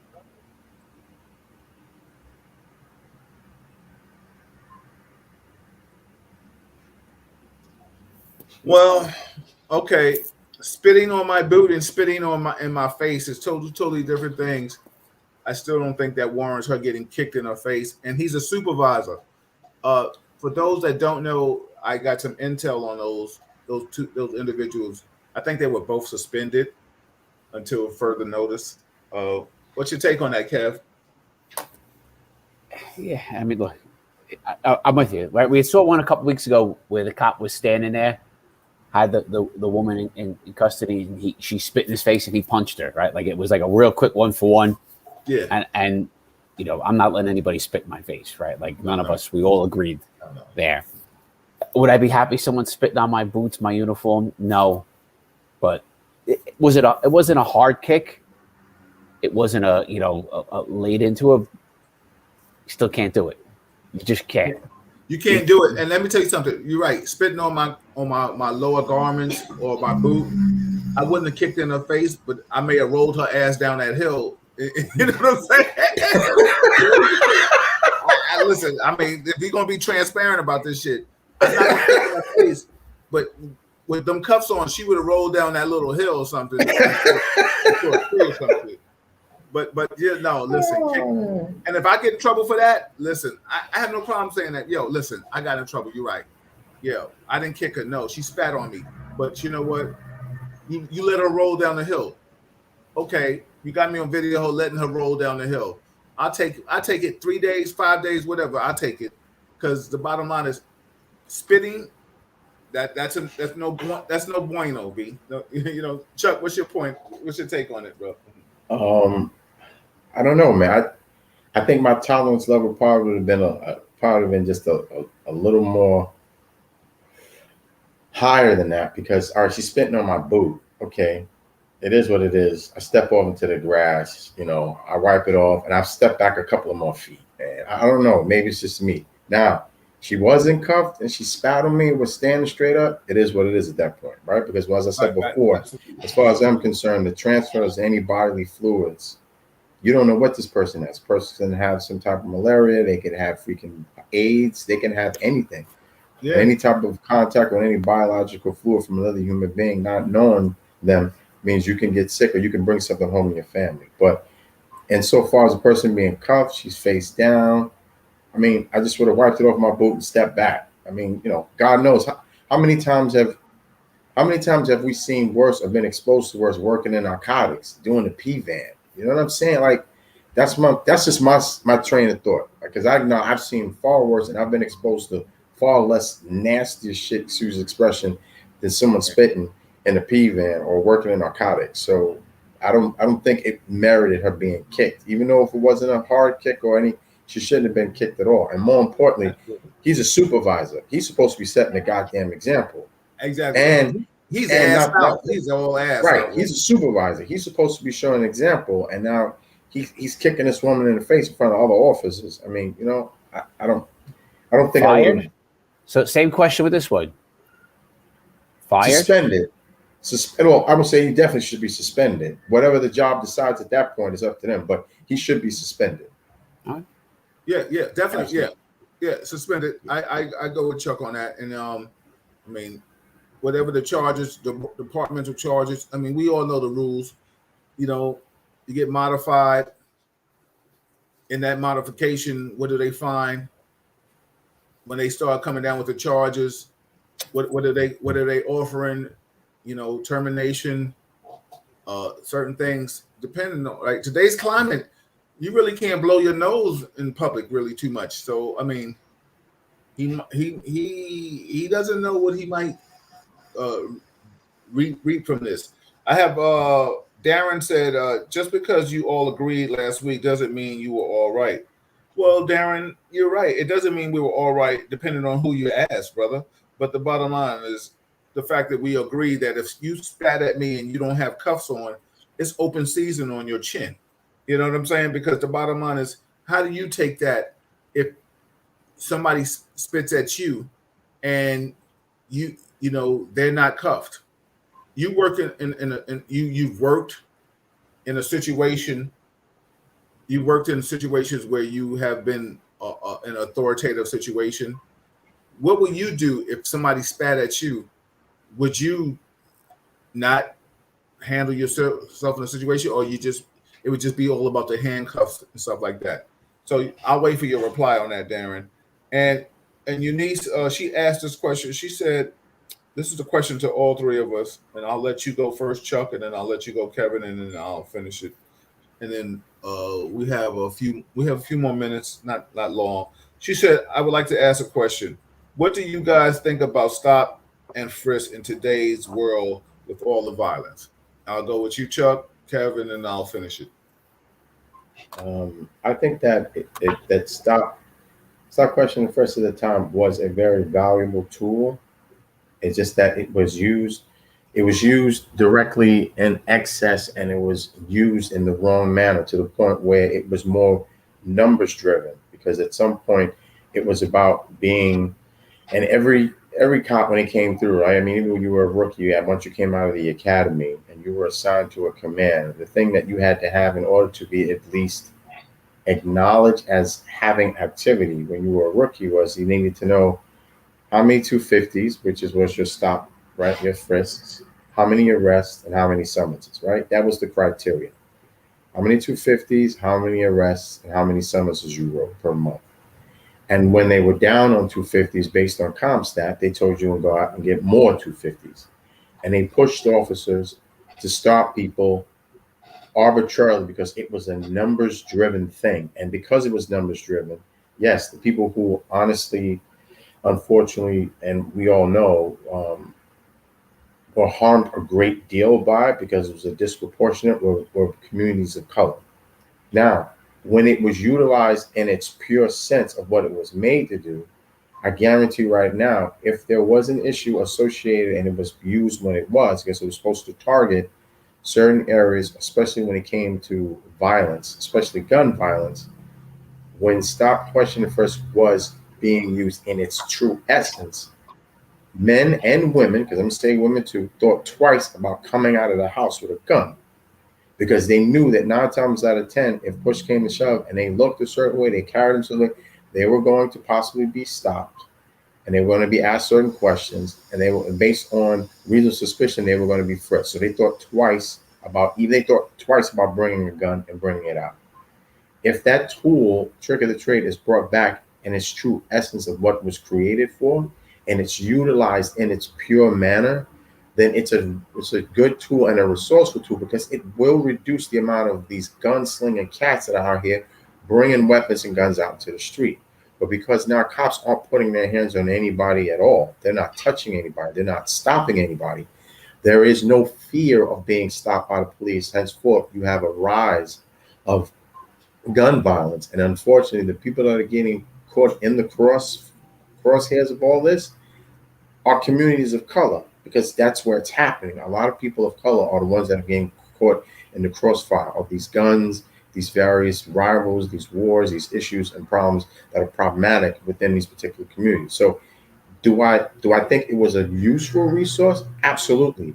If it's used in the direct essence of what it was created for, yes. If it's a numbers-driven thing, which unfortunately that's what it became, because you had commanding officers telling them out, I need more 250s. I'm gonna need more 250s. I need more 250s. And this pushes cops to stop people, anybody, everybody, no matter what it was for. Because if I don't bring in these 250s, then guess what? I'm not gonna get that day off I want. I'm gonna get sent to a detail. So it pushed cops to do things that maybe ordinarily wouldn't have done, but because of the fact that the COs were asking for it and pushing for it, and that's what downtown wanted, everyone unfortunately got sucked into this freaking abyss, and we all paid for it. And now the community is paying for it because of the fact that that tool, that resource, is not to the availability of the police department. Yeah, absolutely. Kev? Well said, Chuck. I agree. Stop, question, and frisk is coming back. That's the end of this, right? Whether it's next week, next month, next year, it's coming back. Because, Bill, I think you're the first one who said it in this group, but if parents aren't going to search their kids when they come home at night, then cops are going to search them when they're on the street. Absolutely. It's one or the other. We've got cops have stopped, so it became parents' problem. Parents aren't doing it, it's going to go back to cops' problem. That's it. It's going to happen. We're not going to sit here and let these babies keep dying. No. It's and yeah, we all agree it can be done better. And yes, it was a stat-driven craziness. I know as a sergeant on patrol, I had that driven into me. We need more. Mm-hmm. And I was writing them for people we weren't even frisking. Just okay, here's 3 more. Put 3 more in the basket tonight. Like, yeah, we did them. Yeah. Just making up names. Yeah, Chuck Branzetti, so the stats are Kevin always Richards. We just you just put it otherwise because the way they're calling and asking about it, you just get a name and just to get it out the way, because the bottom line is, Eunice, I think I think it's a viable tool. It was necessary evil back then. I think right now, if it's used properly without statistics, without you being used as some kind of promotional thing, just used from just a law enforcement standpoint, where it's stop and question, and then with probable cause led to a frisk. I think it's a vital tool, like Chuck and Kevin definitely said. Listen, if I pull you over, I mean, think about this right now, and I'm just going to paint this picture in our neighborhood, because you just live right up the block from me. If there's a pattern of a man raping women with a knife, something volatile, and he fits the description, and we see him and we pull him over, in today's climate, we cannot search him, or he uses a gun to accost people and rob them and then rape them. Right? With today's climate, if we see him and he fits the description, we can't stop him and search him to see if he has a gun. We can stop him and say, "What's your name?" But we can't stop him and search him. And if that tool is essential, and we can validate and articulate why we pulled him over and stopped him, and says, "Well, listen, you look like this guy. Do you have anything on you?" And articulate why we touching him for our safety and stuff like that. Boom, off the street, and maybe he is the one. Pop, bingo. I hope we answered your question. If not, let us know. Before we get out of here, I just want to respond to Darren. He's in lieu of that, he said, just because, of course, all we agreed, it doesn't make it right. He said she was handcuffed, no excuse. So we said, what do you want us to do? I asked him. He said, fired without a doubt. You cops love to give your brethren the benefit of the doubt. She was cuffed at the time. Darren, let me ask you a question. He was wrong for kicking her in the face. Absolutely. I don't think that any one of us said that he wasn't wrong. We just said, did he deserve to be fired? That was a question. I don't think any of us agreed that he deserved to be fired. We didn't say he deserve to be punished for a long time, but it wasn't it was a kick is a kick. Okay, if you want, well, I'll go there with you, but it was a kick. It wasn't a kick of trying to kick her teeth out her head. Now, I'm not saying he wasn't supposed to kick her at all. That's why we suspend him for that. Absolutely. I think we all agree with that. Being fired just because he kicked her. Would you feel that way if it was a guy? Would you feel that way? What would make you feel that he didn't deserve to be fired? Because the bottom line is, we're definitely talking about there should be some kind of punishment, and with that kick, that violation and disrespect of his oath and his civic duty. But I guess I just didn't see a termination. Go ahead, Kev. Yeah, I'm not sure if it's criminal, and I'd have to know more about Georgia law. Right? She spit at him. He, hit back. Did I like it? No. Did I think could have been done better? 100%. Would I also understand that department fired him? Yeah, I'd get it. Right? Yeah, and I don't think anyone ever said that if he got fired, we would be upset. We didn't say that. We just said right now, would we have fired him? No, I don't think I would have fired him for him. And listen, a kick is a kick, absolutely. There's a difference in a kick with knocking her teeth out, and then there's just a kick of like a push, because there's a difference between a push and a shove. You know what I'm saying? So I'm not trying to sit here and minimize anything that officer did because he's wrong. So let me just go on the record and definitely say that he was totally wrong. And I'm just trying to see if I'm looking at the screen to see if you're replying. Go ahead. If she called him a name and he kicked, fired. Absolutely. Right? But I just don't know what it is that is an assault in most jurisdictions, spitting on you. Yeah, spitting is assault. I mean, it could be in lieu of. I mean, but see, it goes. And I'm with you on this, Kevin. But the only thing that happens is the fact that she was cuffed. So, yeah, and then, but the thing is, okay, she's still spitting. So, we'll leave it right here. But how about this? How about if she was spitting? Not that she was spitting. How about she was kicking, and she was cuffed? Is a person wrong for punching her in her face? You know what I'm saying? Like. The spit was coming from the face, right? So it's a kind of a and that's what I'm saying. It's a tough one. Eunice said, yes, you all answered my question. It was tough out here. It definitely is. Darren said the spit is already done, and much as would have to strike her, I believe I would compose myself. Granted, easy to say that now. Yeah, well, Darren, I mean, let me tell you something. The worst thing is for somebody that's never done something to Monday morning quarterback what they would do in a situation. A person can't tell me how to fight if they've never been in a fight. A person can't tell any one of us how they would interact in law enforcement if they've never done it. You can tell me what you feel sitting from the chair, but to be in a situation, I can't tell you your job. I mean, Darren, when you and I worked together, it was a totally different aspect of this world, and I'm just talking about from a security aspect. But there's rules and regulations. Now, when we were working together, even in the security aspect, if you think I would let somebody spit at me, we wouldn't work that year together or whatever the time is together, because I would have lost my job. And I want you to tell me right now, if somebody spat at you at your job right now, would you still refrain from not reacting? Now, I get it. She was cuffed.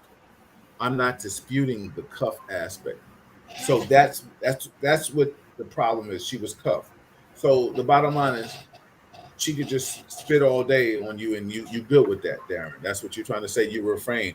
So she just and you taking all that. You taking all that in the eye and the mouth. All right, you taking all that. Exactly. That's what I'm trying to say. So see, sometimes people, let's not get carried away with this shit. You know, somebody. You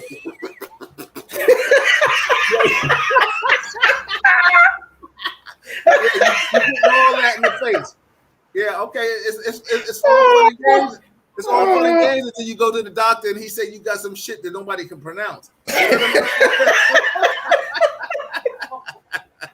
know what I'm saying? Come on, dude. Oh God! You know, be easy with them certain things.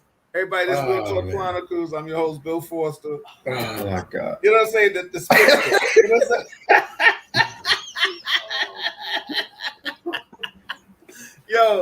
Yo, we got Kevin Stats ice cream in the corner, and we got Chuck. You know what I'm saying? You know, Chuck, we see you. We got the new haircut, looking like the second round draft pick, like looking like you. I see you. I know everybody out here today, baby. That's good. And listen, August is coming in with a bang, man. Kevin, did you get that boy the ice cream? What you do? They had their ice cream. I took my break before I had to, say goodnight and put them into bed. All right, good. Everybody, listen, this is Real Talk Chronicles. It's all love. Really, we have to laugh and joke on each other. It's really a beautiful thing. I love these guys. I appreciate them. They just add to what I'm doing. And, listen, sometimes you're not going to hear everything that you want to hear. And it's okay. This is an opinionated, factual, statistical show. Right, Kev? This is a statistical show. Look, you and I had a little text fight this week. And absolutely. Exactly. It's life. We're not always going to agree. And that's part of who we are. We don't always agree. We're not always going to agree with people out there, but we're going to say the way we see it. And, the one thing I think everybody knows for sure, our heart's in the right place. Oh, absolutely. And I'm just going to read these before we get out of here. Stefania said, I think spitting used to be a felony. It was. I don't know if it still is. It still should be. She said, like back in the day, because of HIV. Exactly. Darren, you said it definitely would be a problem. Of course it would be a problem. Somebody spitting at you. You know what I'm saying? Unsure if they still the case today. Exactly. You guys are hilarious. Yes, we are. Chuck, give us some positive affirmation before we get out of here. Everybody, every Wednesday you have us here. Next Wednesday we have Denise Santangelo. She's coming in. We'll have a perspective from a woman and just a former officer. She's going to give her take on certain things. We may revisit certain of these topics and things of that magnitude. It's just good. We invite anybody. I say it all the time. Kev has brought people. Chuck has brought people.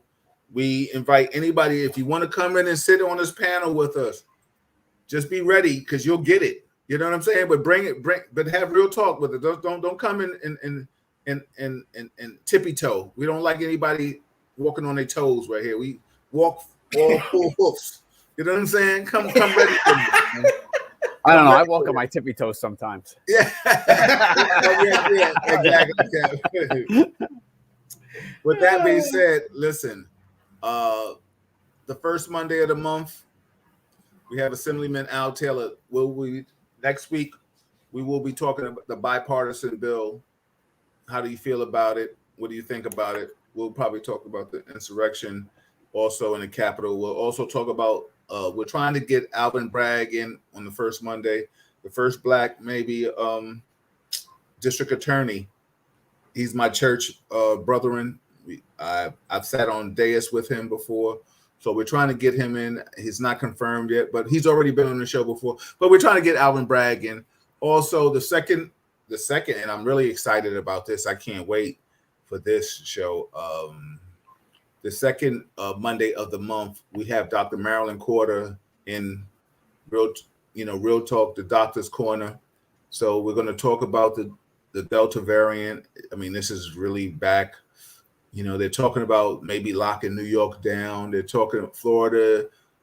Their rate is astronomical right now. Certain places, is it Texas too? I think there's certain places that these numbers are just off the charts right now. And, people, please protect yourself. I will replay that D.L. Hughley statistical thing. If he was wrong, stats would have told us. So I'm saying. Just for everybody out there, I put out the history of smallpox from the CDC, and it matches what he said. I saw that what you said. Listen, I was checking. Listen, I know you were. I know. You're putting in the chat game is up to par. I didn't think he'd be wrong, though. I didn't think he'd be wrong. I saw that when I saw you slide that in there with the hashtag. Okay. I said, there he is. And the third Monday of the month, we have First Lady of Def Jam. Just call my name, Allison Williams. And we just had a beautiful session with Pastor Kevin Graves. He's the fourth Monday of the month. And, Malika Foster, she's always here to help me out or maybe sit in for me sometimes. And, of course, every Wednesday, we have Kevin and Chuck and anybody who wants to come along and just sit in this round table of heavenly bliss that we bring to you all. Please, I appreciate you all. Chuck, give us some positive affirmations so we can get out of here and say goodnight. And then Kevin, close it out, please. I think in the past I probably said this before that little things mean a lot. We all have to understand that in order for us to love one another, we have to first love ourselves. And I told you the most simplistic things that we can do in life is remember 4 primary phrases that might make or break whether or not we receive love, we can give love, we can be a recipient of it. Is to say some of the things that we've all forgotten at times. Is thank you, I'm sorry, forgive me, and I love you. Those 4 phrases themselves could probably solve so many problems, so many issues, and reduce so much suffering for so many people in so many ways, no matter bad, indifferent, old, young, Black, white, Hispanic. 4 common phrases. So if we can remember the simplistic things and those simple phrases, maybe the world might be a better place. Wow. You made me want to hug myself and that was so fucking nice, yo. I really yo, that really was. Yo, say it. What are the 4 phrases, Chuck, again? Thank you. Forgive me. I'm sorry. Wow. I love you. Yo, and so true. Yo,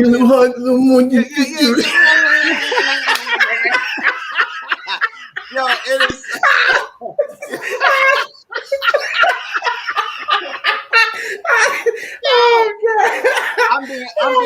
I'm being Bill, but yo, listen, everybody out there, those words are so prevalent to exactly. I'm just, he broke it down so eloquently. I had to fucking throw a little joke on it. It was so righteous, man. It really was. Yo, Chuck, you dropped the science. I see Joanna. She got your ear, baby. She breaking it down on those sides. Huh?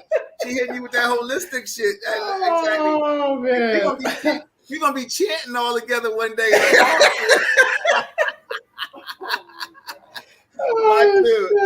Yo, beautiful words. On the real side, beautiful words. E-double in the building. I see you. Kev, you can't top that, but I don't know what you're gonna say, but say something. Say something, ice cream man. You know what I'm saying? I got ice cream. How about that? Ice cream. Yeah, exactly. My thing.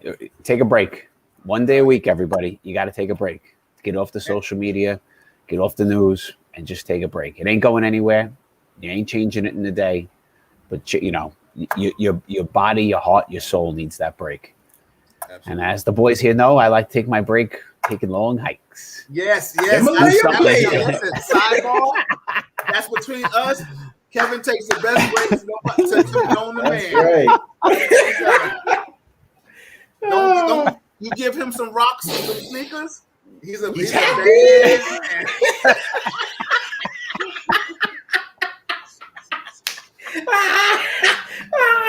All